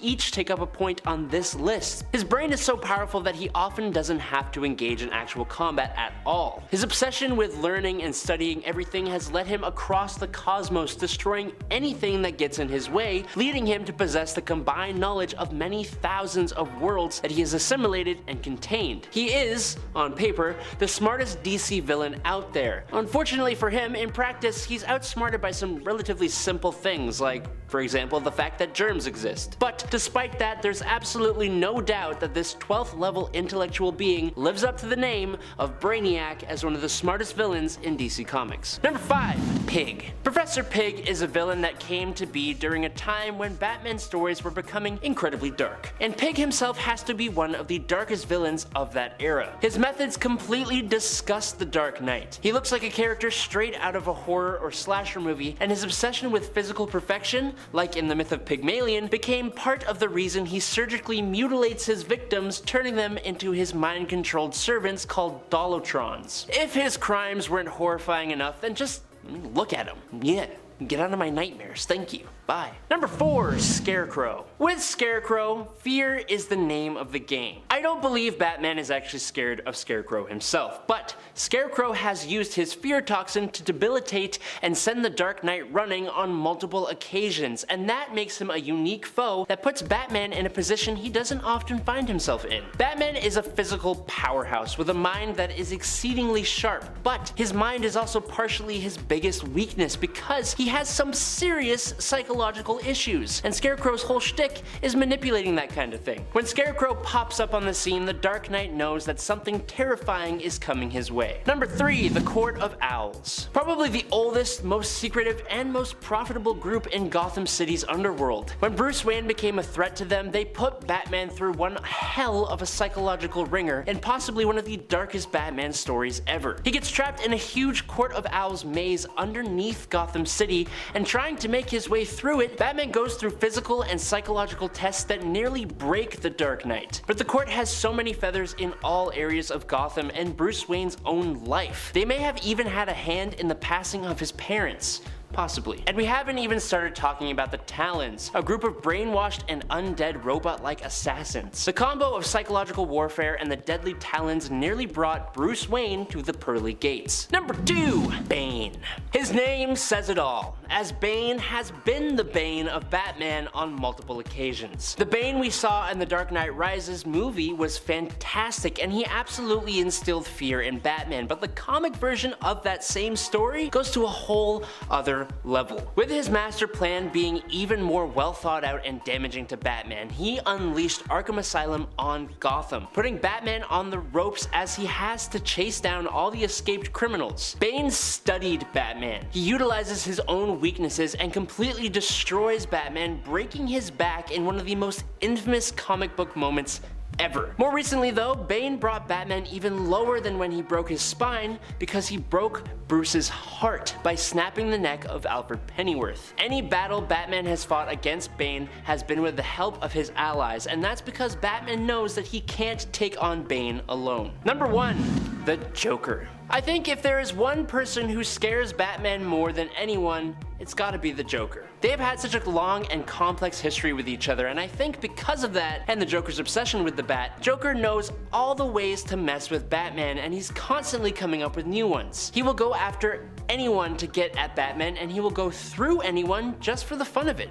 He's unpredictable. Batman never knows for sure where he will strike and what he will do unless the Joker wants Batman to know. Everything is a game that he knows the rules to. The other thing about Joker is that he would never actually take the Dark Knight's life. In fact, I feel like he would probably destroy anyone who tries to. This just makes him more terrifying as he simply wants to be a constant cause of fear and anxiety for the Dark Knight, and he is. Number 5, Emperor Joker. Mr. Mxyzptlk has an extreme level of power, like I said. Also, like I said, if this power fell into the wrong hands, it could be potentially reality ending. Now, what hands could be worse than the psychotic hands of Batman's arch nemesis, the Joker? Well, that's exactly who gets the power in the Emperor Joker storyline. Mr. Mix gets bored and wants to give Joker 1% of his power just to see the tricks Joker is able to pull off. But instead, the Joker tricks Mr. Mxyzptlk into giving him 99.9% of his power instead. Joker uses this power to rewrite all of reality to become his sick, twisted dream world. He eats the whole population of China out of a Chinese food container box. He keeps everyone stuck in a time loop, including Batman, who he introduces to the afterlife over and over every day forever. Oh, and he also turned Flash into a slow-moving Abyss Man. Superman, the Spectre, and Mr. Mxyzptlk, being the only ones who can remember the former world, tried to do something about this all-powerful Joker. But that's just the problem. He is all-powerful. He destroys all of reality, but he can't bring himself to destroy Batman fully. And because of this, he loses control of his power, allowing the Spectre and Mr. Mix to steal it back and fix all of reality. This story it's pretty nuts. Number 4, Condiment King. When the villainous Condiment King came on the scene, it was literally on the scene, as he appeared in the animated Batman TV show from 1992. One of the best, honestly. Condiment King was Buddy Stantler, a comedian who was brainwashed by the Joker into becoming a villain who wields condiment squirters and viciously horrible puns. I knew you'd catch up to me sooner or later. How I've relished this meeting. Come, Batman, let's see if you can cut the mustard. Diabolical stuff like that. The puns get even worse in the comics, with his real name becoming a pun on its own. Mitchell Mayo. He isn't taken seriously by anyone. His weapons don't actually project his condiments at a speed fast enough to do anyone harm, but they sure are inconvenient, leaving nasty stains in your superhero costume. On the other hand, he does potentially have the ability to be able to cause anaphylactic shock if he is battling someone with an allergy, right? Number 3, Monsieur Mallah and the Brain. Monsieur Mallah is described in his wiki as a militant, super-intelligent French gorilla. The Brain, on the other hand, is described as a genius French scientist and master criminal who exists as a disembodied brain. So, those two descriptions are interesting enough on their own, but when I tell you the French militant gorilla and the disembodied brain are an item together, I think that just elevates the whole thing to a different level. Together, they are the primary leaders of the Brotherhood of Evil, who were villains to both the Doom Patrol and the Teen Titans. They both appeared in Doom Patrol 86 in 1964. Now, Brain was once a scientist who experimented on the gorilla who would become Mallah, which would increase Mallah's intelligence. An accident injured Ernst, and Mallah had to remove Ernst's brain and place it in a technological holding thingamajig to keep him alive and be able to communicate. The two are almost always together, with Mallah carrying around the brain. Hey, look, I don't judge. You find love where you find love, but as a concept for supervillains who lead a team of supervillains, you gotta admit it's pretty odd to say the least. Number 2, Animal, Vegetable, Mineral Man. Let me repeat that for all those in the back who may not have heard. Animal, Vegetable, Mineral, Man. I don't really have a problem with 2/3 of that. I just get really hung up on the vegetable part. Is that weird? Sven Larsson is the man who claims that title. And while it is a completely ridiculous one, it is actually pretty fitting. Sven fell victim to an experiment of his own making, which allows him to transform into any animal, vegetable, or mineral, either partially or fully, although he very obviously likes to do a bit of all three at the same time, which is an odd choice, but hey, I just work here. Animal, Vegetable, Mineral Man first appeared in Doom Patrol 89 in August 1964, and he is an enemy to the team, which makes sense given their weirdness. But Animal, Vegetable, Mineral Man here has a vendetta against the Doom Patrol's leader, the Chief, who he believed once stole an invention of his. An invention that, funnily enough, is the only way of stopping Animal, Vegetable, Mineral Man. But he didn't even do that, so I don't know. Look, it gets weirder and weirder, but I gotta move on. Before I do though, Animal, Vegetable, Mineral Man. Okay, sorry, I just wanted to get out of my system one more time. Number 1, Mr. Mind. I think anyone who hasn't heard of this villain before would be forgiven. When you think of the most fearsome villains, specifically the villains of Captain Marvel, otherwise known as Shazam, you may not first think about the 7-inch long sentient worm from Venus known as Mr. Mind. This diabolically evil mind-controlling worm, after the events of Infinite Crisis, would cocoon himself and then emerge as a massive monstrosity capable of manipulating reality, consuming universes, and traveling through time and space. He was described as eating years and events from this universe's history, altering the Earth with every flap of his wings. It took a combined effort from Booster Gold, Supernova, and Skeets to defeat Mr. Mind by trapping him inside Skeets' shell, which was fortified by the Suspendium. Then, Booster Gold threw Skeets through time with the help of Supernova to the day he was first discovered on Earth by Dr. Sivana, and then he is trapped in a time loop forever. So they didn't even actually end up ending him. They just trapped him. This all-powerful mind-controlling 7-inch long worm. Number 5. Trigon. Trigon was a regular evil ruler of a planet until one day a group of aliens known as the Divine showed up, hoping to use something called the Great Heart of Darkness to eat his soul and cleanse the planet of evil. This backfired as Trigon absorbed the heart and gained the power of 100 galaxies worth of collected evils. It was at this point that the Divine revealed that they were not a boy band as their name suggested, but were in fact his parents. This family reunion was cut short when Trigon skinned them and wore them like coats. He would go on to have many sons whose mothers he would kill, and one daughter, Raven. Raven would not end up going into the family business, but would instead end up joining the Teen Titans and becoming Trigon's greatest enemy. He has mind control powers, shape-shifting, dimensional travel, the ability to manipulate matter, and telepathy and telekinesis, just to name a few of his powers. He is immortal, having apparently been around since the dawn of time, and nearly invulnerable, having shrugged off blows from Wonder Girl and Superboy, with Superboy even saying that punching Trigon felt like trying to destroy a mountain with a teaspoon. Number 4. Darkseid. After the old gods died in a battle against evil, the planets New Genesis and Apocalypse were born. The latter fell under the control of an evil and tyrannical new god called Darkseid. New Genesis housed the source of all life, the life equation, and Darkseid became obsessed with finding its opposite force, the anti-life equation. He discovered that the anti-life equation was on the planet Earth and began a campaign to conquer the planet, bringing him into constant conflict with the members of the Justice League, particularly Superman. He is all but immortal, invulnerable, and super strong. As if that wasn't bad enough, he is also an incredible tactician with a keen scientific mind who has telepathic powers and the ability to shoot omega beams from his eyes, which he can use to either destroy or teleport his victims, such as when he sent Batman back to caveman times at the end of Final Crisis, essentially turning the Dark Knight into a temporal bomb. Even Superman has trouble going toe-to-toe with this god, whose only weakness is a substance called radium.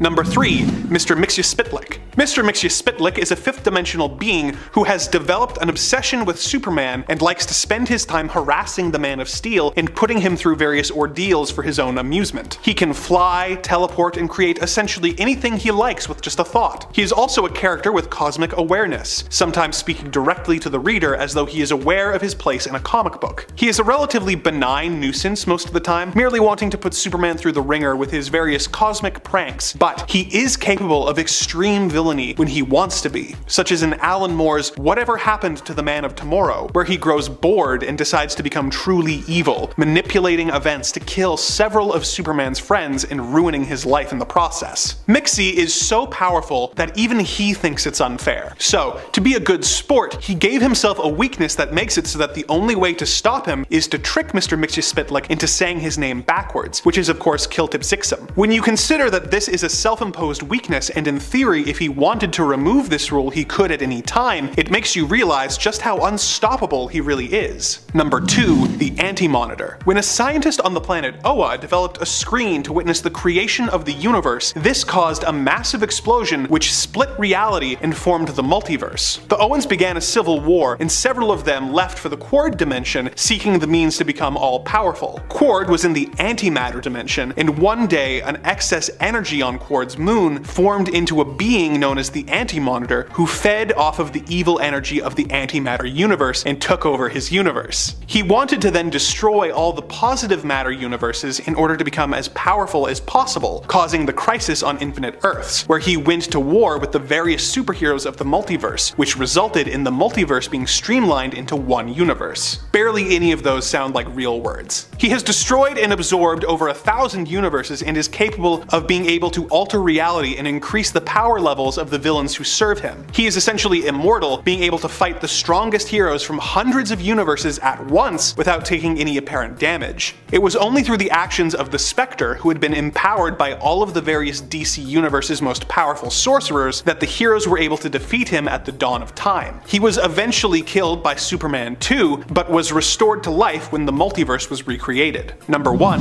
Necron. Necron's origins are shrouded in mystery, with rumors that he existed before life or was created by darkness itself to serve as its protector. Other stories say that he was imprisoned into the land of the unliving by the guardians of the universe near the beginning of time. For most of eternity he was unaware of life, but once he discovered its existence, he became obsessed with becoming its master. He fought against the Green Lantern several times with his army of the undead until he formed his own Lantern Corps by trapping the Anti-Monitor in his own central power battery. The Black Lanterns are comprised of dead superheroes as well as the entire population of the destroyed Coast City, who he has resurrected and forced to fight on his behalf. Even when his physical form is defeated, as he was never technically alive, he is simply sent back to the land of the unliving to begin plotting a new scheme to destroy life itself. Next up is Rogal Zar. Rogal Zar is basically an alien warlord who was actually created by the papa of Superman, Jor-El. Rogal was responsible for destroying Krypton along with Empress Gandello of the Trillium Collective. He went on to later invade the Fortress of Solitude, and he destroyed the shrunken Kryptonian city of Kandor. Now, following a series of battles with Superman and Supergirl,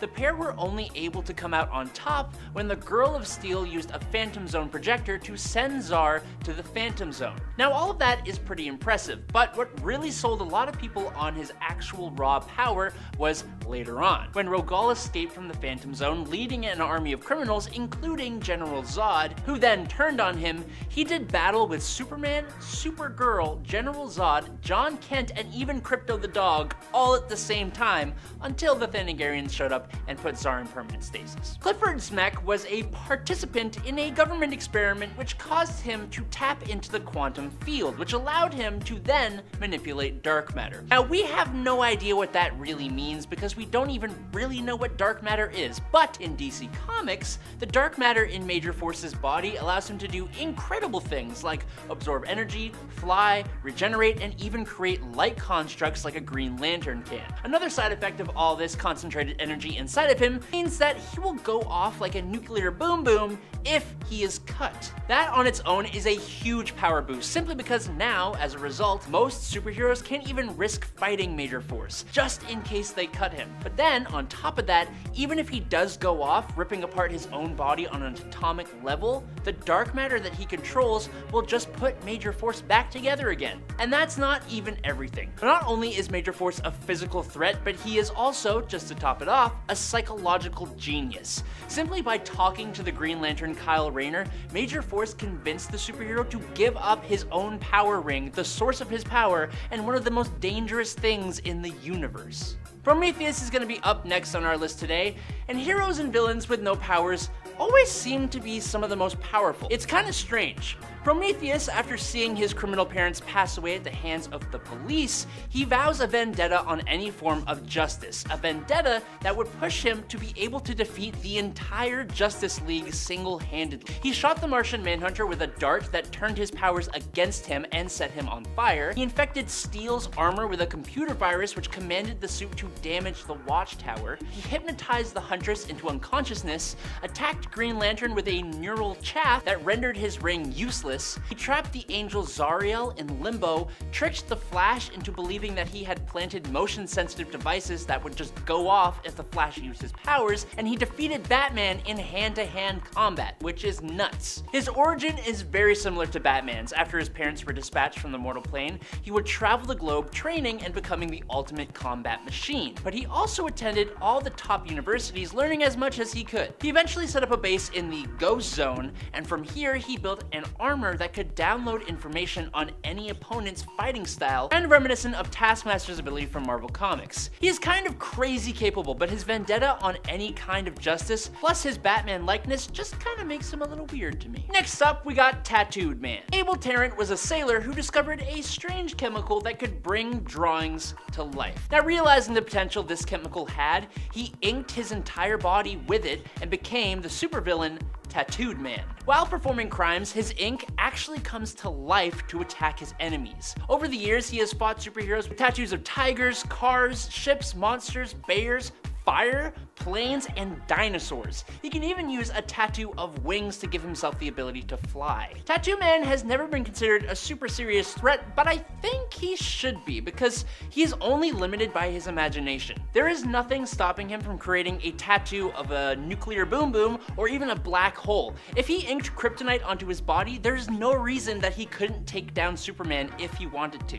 Next up today is Dr. Sivana. It's almost ironic that some of the biggest and the strongest superheroes find their adversaries in the form of kind of creepy, somewhat old, bald men. Superman has Lex Luthor, who isn't old, but he is bald. And then for Shazam, he's got Dr. Sivana, who is indeed both old and bald. Sivana is not the kind of guy who's going to be engaging in a battle of fisticuffs, but that's fine because his strength is in the brain department. The villain doesn't have a ton of monumental feats, but one of his best comes to us in the Multiversity Thunderworld Adventures. In the opening pages of this comic, Sivana literally attacks the Rock of Eternity, which is the source of Shazam's powers and the home base for the wizard Shazam. This place has never ever been attacked for an eternity, and Sivana attacked it with a bigger Rock of Eternity, which is weird. He had his own Shazam-like team of superpowered children and his own multiversal duplicates helping him along. He manages to take the wizard Shazam prisoner and mine the rock for its own power, granting himself his own monstrous Shazam-like form, and it's crazy. Now, with a name like Psycho Pirate, it's easy to not take this villain too seriously, but Roger Hayden is quite the capable guy. Hayden wears a faceplate called the Medusa Mask, which can control the emotions of anyone nearby, and he staunchly believed that this was his ticket to riches and power. When heroes or the police try to stop his crime sprees, Psycho Pirate just uses his mask to overwhelm his opponents with shame, guilt, depression, or any other number of emotions. He can also make a person develop a phobia of anything he wants them to be afraid of. Like, in his debut issue, he made Dr. Fate, one of the most powerful magic users in DC Comics, develop Cytophobia, aka the fear of food. And then he attacked Fate with a pizza. That's amazing! Psycho Pirate has played a huge part in some of the biggest DC comics ever, including Crisis on Infinite Earths and Infinite Crisis. If you needed more proof, Amanda Waller, the head of the Task Force X program, aka the Suicide Squad, has claimed that Psycho Pirate is one of the scariest beings in the universe, calling him, quote, a man who could make gods go mad, a man who could make the mad gods sane again. And in our second place today is Extant. Henry Hall, the brother of Donald Hall, aka Dove, started his comic book life as Hawk, being empowered alongside his brother by a Lord of Chaos and a Lord of Order who had fallen in love. Now, Henry represented chaos. Hawk and Dove together were vigilantes and were even part of the Teen Titans for a time. After the Crisis on Infinite Earths, however, in a dystopian near future that was home to a time-traveling hero called Wave Rider, Henry had become an oppressive tyrant named Monarch who ended up going back in time and fighting the modern-day heroes before he was wiped out by the Henry of the present day. I hope you can follow that because it was kind of hard for me to follow when I read it. Present-day Henry then took up the Monarch title and mantle in the modern day, becoming a villain. Now eventually, Monarch stole the time powers from Wave Rider and then allied himself with Parallax, aka the corrupted Hal Jordan, and he took on the new villain name of Extant. While he was the front for Parallax's scheme to recreate the multiverse using alternate timelines, he tried to alter time to give himself an entire army of superheroes and found himself battling all the greatest members of the JSA, and Extant tore through them all like they were a joke, and he even used his temporal powers to age up the members of the JSA that he didn't just straight up send to the afterlife. And lastly today, I think anyone who hasn't heard of this villain before would be forgiven. When you think of the most fearsome villains, specifically the villains of Captain Marvel, otherwise known as Shazam, you may not first think about the 7-inch long sentient worm from Venus known as Mr. Mind. This diabolically evil mind-controlling worm, after the events of Infinite Crisis, would cocoon himself and then emerge as a massive monstrosity capable of manipulating reality, consuming universes, and traveling through time and space. He was described as, quote,